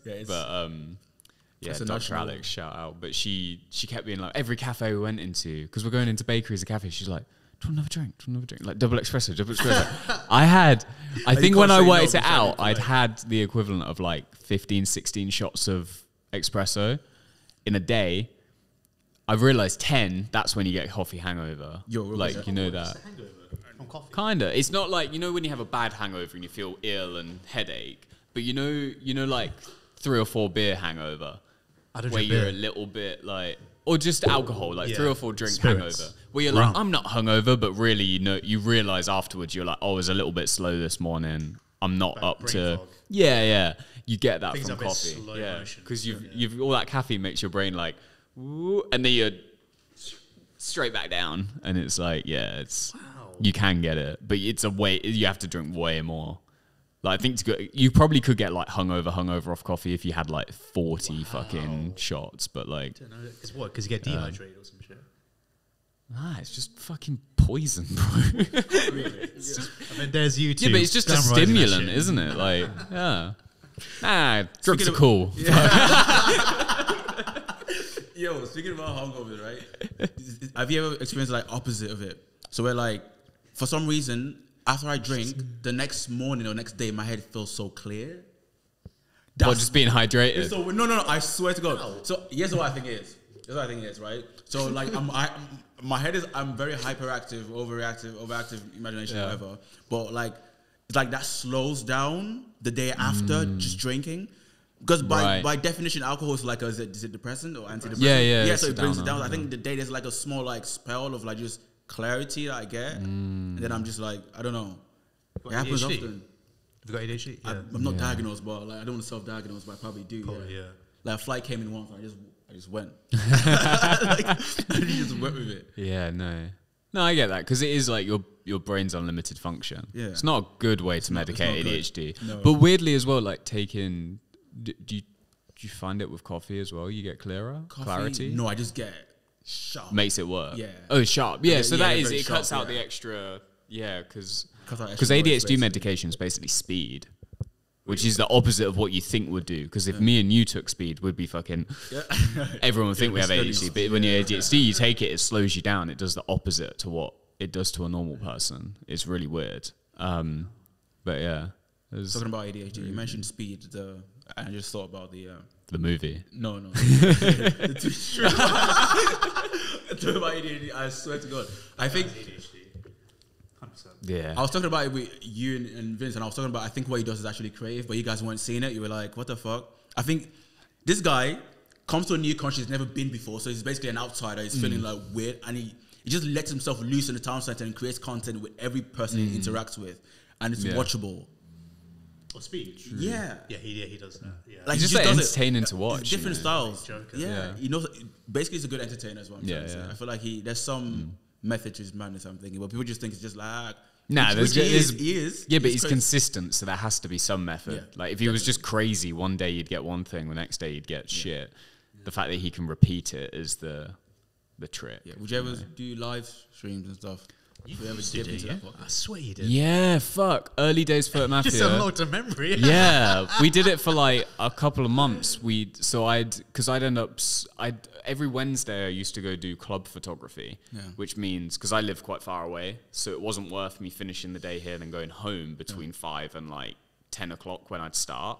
So I'd go on Twitch and I'd stream photo editing and what I was working And you made on. a Discord. And you had a little Twitch. Yeah, some kid who used to watch the Twitch stream, Chris, shout out if he might still watch.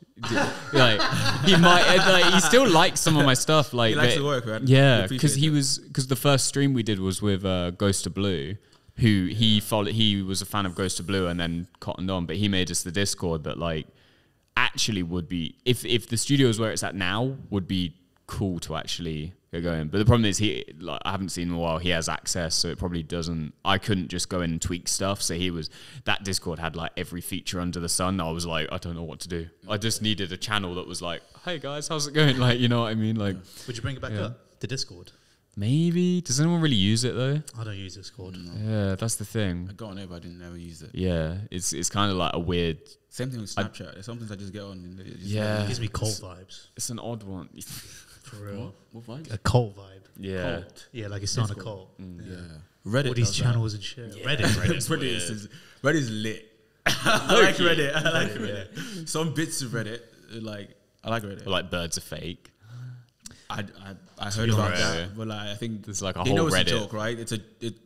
I'm not sure they do though. No, I don't think they actually believe it. I don't think they actually believe it. I think they're trolling. I think they're trolling. Yeah, definitely for Definitely. sure. What the I only use Reddit to find like information from real people. So, for example, like Doing his stalking. Is No, Michael Jackson dead? No, that. Yo, it's Going on like Reddit being like, I swear he followed me up the stairs the other day, guys. I don't know what to do. Nice call. Man. But it's like I don't know, like about cameras or something. Right. Like finding information about a lens, but when you don't, for example, like is this lens good? Reddit, and then I find out actual reviews information. Not If I reviews don't, and, like, if I shit, don't put in Reddit at the end, I get like sponsored articles and stuff. Yeah. That's And then you sponsored by never know. like Sony and shit. So I get like biased information, if you get me. Yeah. But putting Reddit in, it's like, oh, you get unfiltered, actual. People being like, this is It shit. sucks. Yeah, that's what I mean. Yeah. Yeah. So that's why I use suppose. Reddit. Who for you is like the best like collaborative team of all time? Like the best collaborative creative pairing you think this created like the best? Pairing. Yeah, like Me and Alex. No. I rate that. No. No, but like, Short cat. like so there's a pairing of like if you're talking about movies, there's a pairing of Scorsese and De Niro. They make movies every time. Coen Brothers. Every time they come, I've never really. Yeah. Big Lebowski. No Country for Old Men. Yeah. Every time they meet, it's Blood magic Simple. Every time. Yeah. How many what other films have they Who doesn't miss fucking We're talking about duos, right? Trio. any it could be Odd time Future, it could be music like anytime Any Oh, Joe Outcast. The rappers. Oh yeah, Andre. Yeah. Yeah. Andre and Big Boy. Andre 3000 and Big Boy. Yes. Black Star, Mos Def and Talib Kweli. Joe Hisaishi and Hayao Miyazaki. Let's go. That's a good one. Or Joe Hisaishi and Takeshi Kitano. So Joe fuck. I said it 3 times fast. Fuck. Joe Hisaishi he does the like music compositions for a lot of the Studio Ghibli films, but he also did the soundtracks for a few of Takeshi Kitano's films, and they're like 90s gangster films. So it's really weird to watch the Studio Ghibli stuff and they're like these whimsical soundtracks, and then have that style translated to these really dark, nihilistic gangster films, and it works, and it really shouldn't, but it's fucking sick. So you watch Studio Ghibli stuff? Good. So what do you think? What do you think is the source then? That makes this combination, this alchemy of individuals work every time. Fuck. Bro, it's like you this parrot or something, bro. What makes it work? Like what's I don't know. I think you just find people you vibe with, right? Yeah.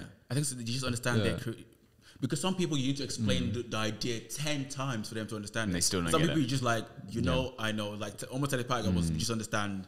Yeah, because you have a few working relationships with people. They're rare, but the further you go, they get more common because you realize who you vibe with and who you don't. Yeah. Where you get that like almost telepathic back and forth, and then it just like happens. Like Scorsese and De Niro, they've been doing it for nearly 50 years. Yeah.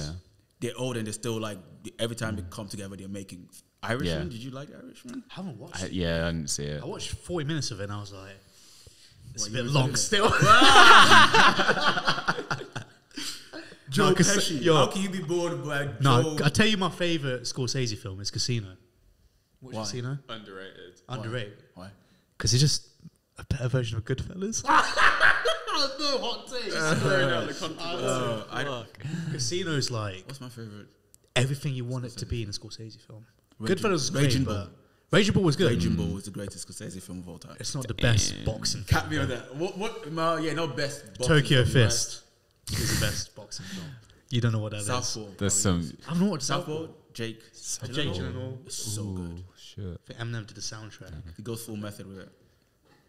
No, I think Raging Bull is Scorsese's best thing. Best, really. This is his best thing. Oh my god. I had to rewatch it. I watched it once. I'm like, yeah, it's cool. And then De Niro gains weight for it towards the end. Just for that small scene, he becomes. Yeah. And then there's a prison where it's like is raging out and he's punching the wall and stuff. And then his brother, the dynamic between him and Pesci is always good. He just bands for days, like. Yeah. And then the opening scene. Opening The scene's really opening good. scene. The slow-mo. slow-mo. He's just bouncing and it's just With like. De Niro, yeah. And he's looking right at the camera. yeah. And the And whole it's like- frame's symmetrical and shit. Yeah. And then when towards the end, it's like, you never got me that, or what did he tell that guy? Like, and it's like swollen and everything. It was yeah. like, yeah, but you never got me that. He says, fuck, I can't do Spanish, Italian accents. I wish I could. But it says it's good. I like it. Should we go watch Raging Bull? Fuck. Next to that would be Wolf of Wall Street. I didn't rate Wolf of Wall Street. I'm not gonna lie. It's alright. It's I'm like not a modern fully day sold. capitalist Yeah. saga type stuff. I get it. It feel just like it's doesn't just hit. alright. It's almost Shakespeare. Damn, bro. This is such a. that's how much I'm diverse, seeing. No, that's how much I'm seeing it. That's the eyes I'm using to look at it. It's. I think it's good. I've never really like fully clicked with Scorsese. To be honest, Shutter Island? like I like Taxi Driver, but Taxi Driver is more of a Paul Schrader film than it is a Scorsese. Paul film. Schrader wrote it. Yeah. I think De Palma Why? was meant What's- to direct it. Yeah, And yeah, De he Palma was. like, nah, Yeah, I've then passed with Scorsese. Yeah. Good times. yeah, I'd Why? say good Why times, but I don't wasn't you- even fucking born. But yeah. But it follows like Paul Schrader's other stuff more than it follows the Scorsese Why don't you pattern. Why aren't you into his work? I guess, to be fair, I haven't given it like a full chance. Like I've seen Wolves of Wall Street, but Shutter it's a bit Island? long still. I've probably watched it in like parts. Oh. You know, I just, I don't know. It's not someone I think of when I'm like, oh, I'll sit down and watch a film. Shutter Island, yeah. What other directors do you like? Ooh, It could be modern. this is my favorite Pass. conversation. Wait, Scorsese, Tarantino. I think I'm a slot basically. I like the popular ones. I mean, yeah, first I don't though. have any niche one to talk about. Oh, that's I like alright. Tarantino. I like Tarantino. I like Tarantino. I love Tarantino is great. Simultaneously, Oh. the most overrated and underrated. I've been watching all the At the same interviews when time. it first Here's a break into the question scene. for Danny. What? Mr. Ooh. Eboka, what's your favourite Tarantino film? Wait, I'm thinking about it. There's only one correct answer. Don't say that. Wait. You know what? Jackie Brown. Yes! Jackie Brown. We got you. Sorry. Let's go. No, I swear to hell. God. But why? I don't know why you think it though. Why do you think? Because my reason might be different. Because everyone was expecting some big, huge blockbuster after Pulp Fiction. Yeah, and then Jackie Brown was like it's a mature. versatile thing, yeah. Anyone that criticized Jackie Brown didn't really understand it, or really didn't actually pay attention. Yeah. Because if you notice, like all the violent stuff, it wasn't in your face. It was so subtle. Most of that happens on streaming, right? Because that Pulp Fiction stuff, it was like bang to the Yeah, fucking yeah, face. yeah. What's his name? Marty or some shit in the back of the car. Oh, yeah, His yeah. fucking- his head fucking blew off. Marvin, fuck. I like Jackie Brown because there's De Niro in it. That was the weird. No. We all like the same movie for some different reasons. I can't talk, but I think De Niro's character is just weird.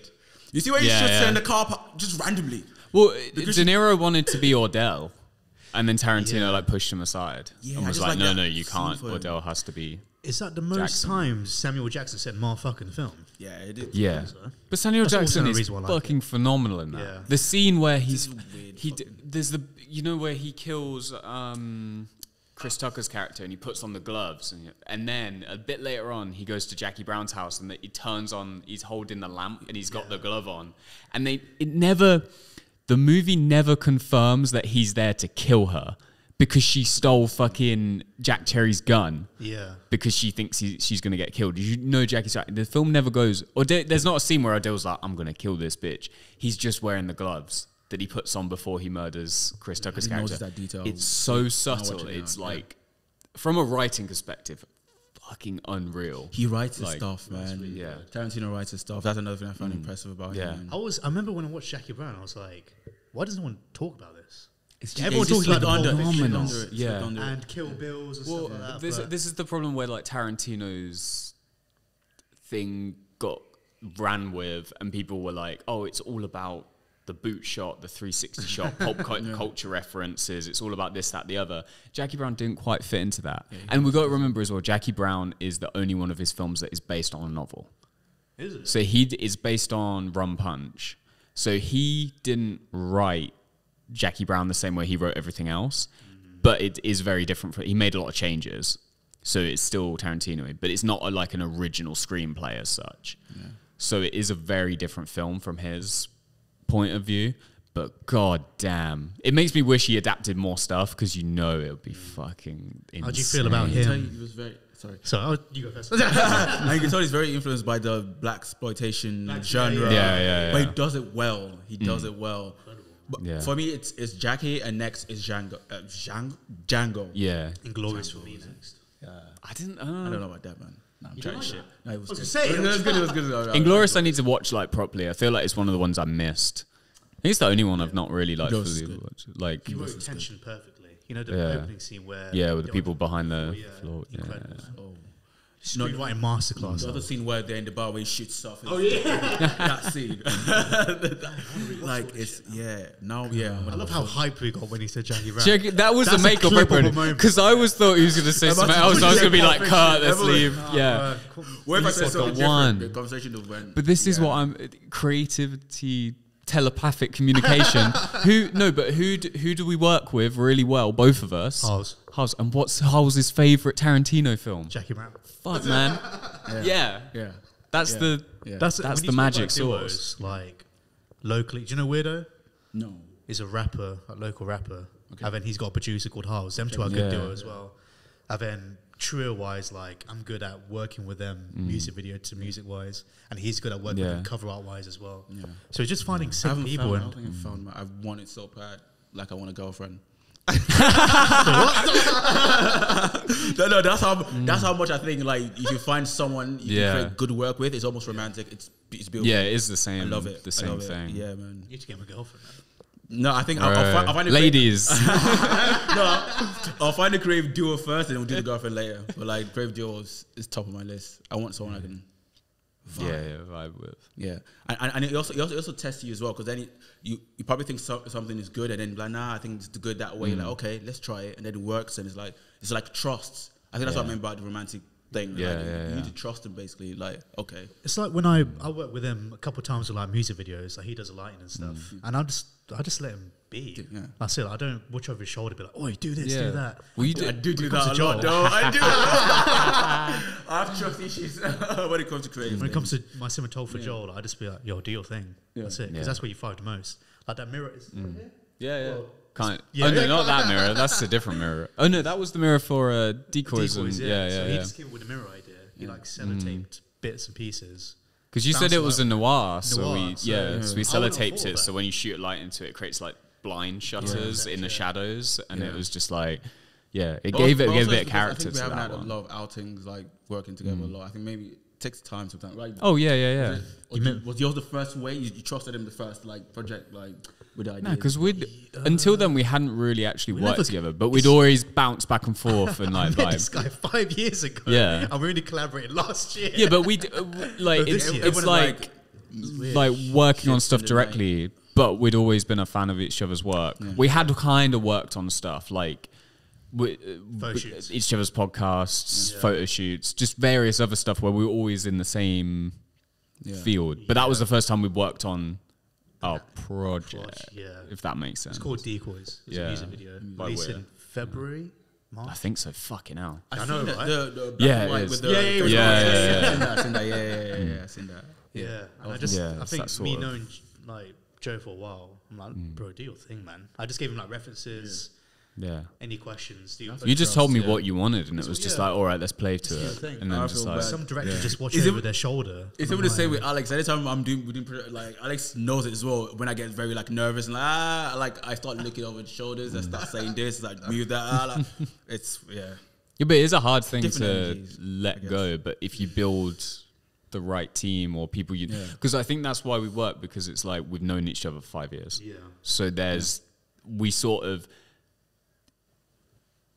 like we're comfortable with each other as people. As sometimes you like get thrown in creatively with someone before you're really actually like friends, and then it's like getting with a girl before you've like hung out a little bit. You know what I mean? Yeah, Like, it's I the feel like same that's thing. Girlfriend shit still over it. It's like yeah, but that's what I meant. Yeah. It's like very. It's a Can't very get trust- married on the first date. You know what I mean? Exactly. That's You need to wine. You need to come we on. know yeah. I missed that one. That's a little star reference. Oh god. Can't say names. No name. But it's weird though, because we talk about knowing each other for 5 years, but when I met Weirdo, first time I met him was on the shoot, and he trusted me right away. So I don't know. I think it But do varies. you? But also, how many? Trust me on How many times did you meet Harles though? 0. Okay. I met Harles, Weir, and Grim on that day. What, decoys? Sorry, P4. Right. Yeah. Yeah, so But how it's much just- was there messaging back and forth before as well? Or enough? One to- phone call, Yeah. handful of texts. What project was it? Actually, yeah, P4. that's the It's, same as when we did Scum. Actually, had a couple of texts from Weir. Did you meet him on the day of the Scum cover, or did you meet him? No, because I'd ran into him in town a few times, but it'd been no more than just like, oh, you're right, you're right. Not a proper conversation. Nah. Chit chat. Yeah. Yeah. Okay, that's Not even that, like just a you're Acknowledging right. each other, it's not yeah. rude. Yeah. And then like That's because I knew the other. Not going down Yeah, that I'm not path, listening. but yeah, like yeah. So you met him a few times, but then what? I didn't actually know who Harles and Grim were because we'd shot some stuff, and then he was like, "Oh, I'm just gonna send it to Harles and stuff and see what they think." Because I was a bit like, "Oh, who, what, where?" Because it kind of got organised through you because you introduced me because they'll like to meet up on that vibe. Because obviously, when the other guy, didn't play his part, they were like, it's hard because I don't want, Take it personal. So Weir was like to me, he called me like late at night saying, I need to talk to you. And he was gonna like give me like a fuck ton of money to get Scum cover art sorted, the video sorted for Hotel Sussex, etc. Yeah. But I was like, bro, I can't because my schedule was like rammed. Yeah. And even if I didn't have a rammed schedule, I'll do the video, but I'm not doing the photo shoot. But that doesn't mean I can't find you someone who can do the photo shoot. And I was like, please talk to these guys, PHOTOMAFIA, specifically Joe, and then he can really sort you out and affordable price as well. Yeah. And then he was like, yeah, but he wants to have like like a package deal, like photographer and Yeah, video yeah. for like in one. But I was like, trust me, go to him, like tell him I send you, I etc. think that's another, because he was on the podcast and we were talking about like all the weird coincidences. Like even though he wanted that and he's ended up with me and you, he kind of has ended up with a package essentially. It's still the same thing. Like it's just workload is split, which is good because and the skill sets aren't like, because it's like throw you into a photo shoot situation and then suddenly all the differences between videos and photos come out and you're like, fuck. And it lets you do the part that you actually enjoy rather than you having to sit in Photoshop and be like, and rather than me having to sit in Premiere and be like, you know what I mean? So it's kind of like, it's worked out and it has become like that own little team in a weird way. It became like a big world because of the trilogy. Like we did a whole trilogy of videos. It was like a noir trilogy, and it all like connects together and shit. Sometimes the doors or the parents might not work, but sometimes if the project is so interesting, like sometimes we're willing to put aside our differences and be like, okay, we both believe in this so much that even though you're always late and you never like, I'm willing because I see the vision. I feel like we can get something done here. Do you know what's weird though? It doesn't feel like we had to put any different, not necessarily like differences aside, but I've not shot anything that feels like out of character. Your videos feel very you as well, but it still fits in with We're perfectly. It's why I put the name in the title, directed by Renecide, because it's my voice and shit. Yeah. We're talking about themes earlier. Do you think you found like a theme, like a through line through your work, or is it something over time? Over time, definitely. It's interesting because I'll speak to Andy. Well, you don't see him, but Andy's at the back. We're going through like my old videos and stuff from when I was like 14. Yeah. So when I was in year 9, year 10. I was a media person since then.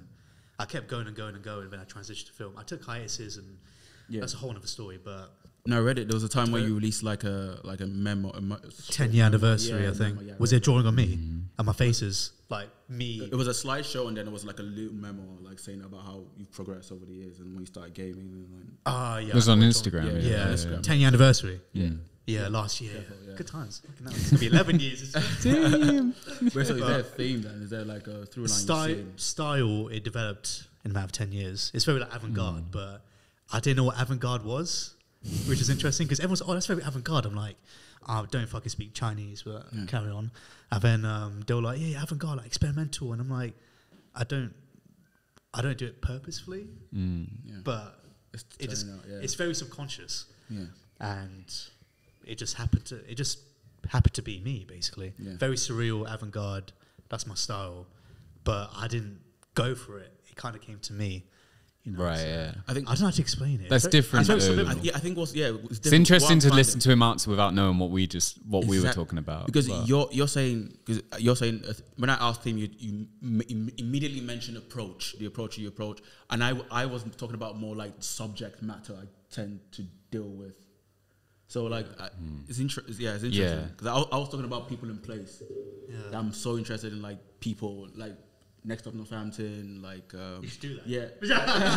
Like most of my I find a lot of, so I haven't found a style yet. So I wouldn't say in terms of like approach, I haven't found a style, but in terms of like subject matter, a through line, like I want to deal with in 10 different ways in films and writing, is that relationship between people in place, people moving. I think it's interesting because it's not necessarily like neither of the approaches are wrong, because you saying you like found the theme but you're trying to find the style, as you've got this defined style but don't maybe have a theme and we've miscommunicated, but maybe finding that and then like for me, like I ended up with that style really early on and then I've spent subconscious. Well, no, like the style of what I was known for, which was like this like harsh, and the black and white, like even before that, which is another development of it, I guess. But like, but I've spent like the last 3-4 years destroying that constantly to find what we talked about, which is the actual through line, which has nothing to do with the visual style and is more to do with the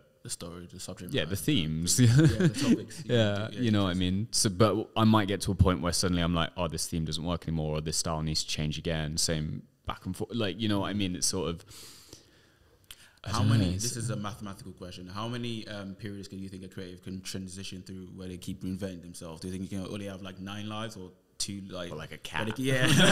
How many cycles? Like Kanye has had how many albums, and each time he keeps coming back. Yeah. How many? Do you think? I don't think there's a limit. I think there's a limit. I think you can run out of juice. Really? I swear to God, I think that's why I'm saving up. Like Saving up. like I'm saving up. I swear. like Miles Davis, you know Miles Davis, like jazz musician. Those guys Yeah, are yeah. different though. He reinvented the genre like 6-7 times, and he still kept fresh. I think Prince did the same thing. Like he just kept reinventing himself. Yeah. I don't know. I don't know if there is a limit. The thing is, Don't it live in a depends freedom. on your approach, because like Tarantino's like, there's only going to be 10. Yes. Yeah. But he's never really like reinvented himself. Like everything's pretty solidly compact. Yeah. But then you like, because when we talk about like different periods, there's people who reinvent themselves. Like, or you have like Araki Nobuyashi releasing book 580, Takashi Miike on film film number 120. Like, you know what I mean? So I think it depends on. It's just about being you, right? So it's whatever your. Some people like to do a few things, but like push those, because it depends on where you choose the end point for a project. Because if some people will get it to the point where it's like polished, very well defined, but some people it doesn't benefit them in their process to get it to that point. Some people will get it to that still sort of raw, and that's how it's meant to be, because it allows the gaps to, it's that mystery that allows things in, because they still want, what they want from the audience is to give them direction for the next part. As if it's a very like complete work. It's harder for an audience member to be like, what about if you try this? You know, because there's nothing more. They're like, you've nailed it. So some people might produce 5 pieces of work, and some people might release 10,000, but it's a different journey. Yeah. I think I asked that question wrong. Maybe it's not the amount of works. I think I'm talking about longevity in a sense then. Like, so how long do you think, how long is the lifespan of a creative? Till I die. What's the average? What's the average lifespan, bro? It's the same thing, right? I think there comes an age where like you're like, okay, minus 5 years, because I guess you're not conscious until you're like 4 or whatever. You think it's a lifelong project, basically? Lifelong project. Yeah. There's like, you could be a Scorsese or you could be a Tarantino. Tarantino stops at 10. Scorsese's gonna stop till he fucking dies. Do you know what I mean? Even Kurosawa, But when it's still a lifelong body of work. Yeah. Tarantino's been working for 50 years. Like, yeah. You know, and he's not going to stop because he says he's just going to stop doing movies. He's going to keep writing. Yeah. Because Tarantino's medium isn't film, it's writing. Yeah. Yes. The films are a thing he does with some writing. So the writing is the main thing. But everyone knows, it just so happens that everyone knows them for the films more than the writing. It's like the writing the main game and films are like a DLC. That's a video game reference. I'd throw that shit in there. Yes, sir. But I asked that question as if like I think there's a limit. I'm also on that camp where I'm like, till I die, I won't do it forever. But like I'm trying to be reasonable as well. I'm like, I'm trying to be. My mom's brain is. But the thing is, like, people aren't. I'm on very practical. Like, I'm trying to be practical. you know, Would you rather there's a limit to things. But if you're hungry, then go eat. So if you're out of energy, just rest up and get back to it. You know what I mean? There's also a thing where the new generation is like, we're tired of him. Like, where like the next people come up, they're like, well, he keeps doing the same thing. You also want to bow out when it's great. I tell you what this reminds me of. Like I saw a debate about like hip hop. Like, would you rather have a rapper fade away or burn out? Would you rather a rapper be Eminem? Like Eminem. Oh. Eminem keeps going. He's consistent. But Andre 3000, when he hasn't dropped an album. Well, he dropped recently. That jazz album. But before then, he hasn't dropped anything in like 10, 15 years. Yeah.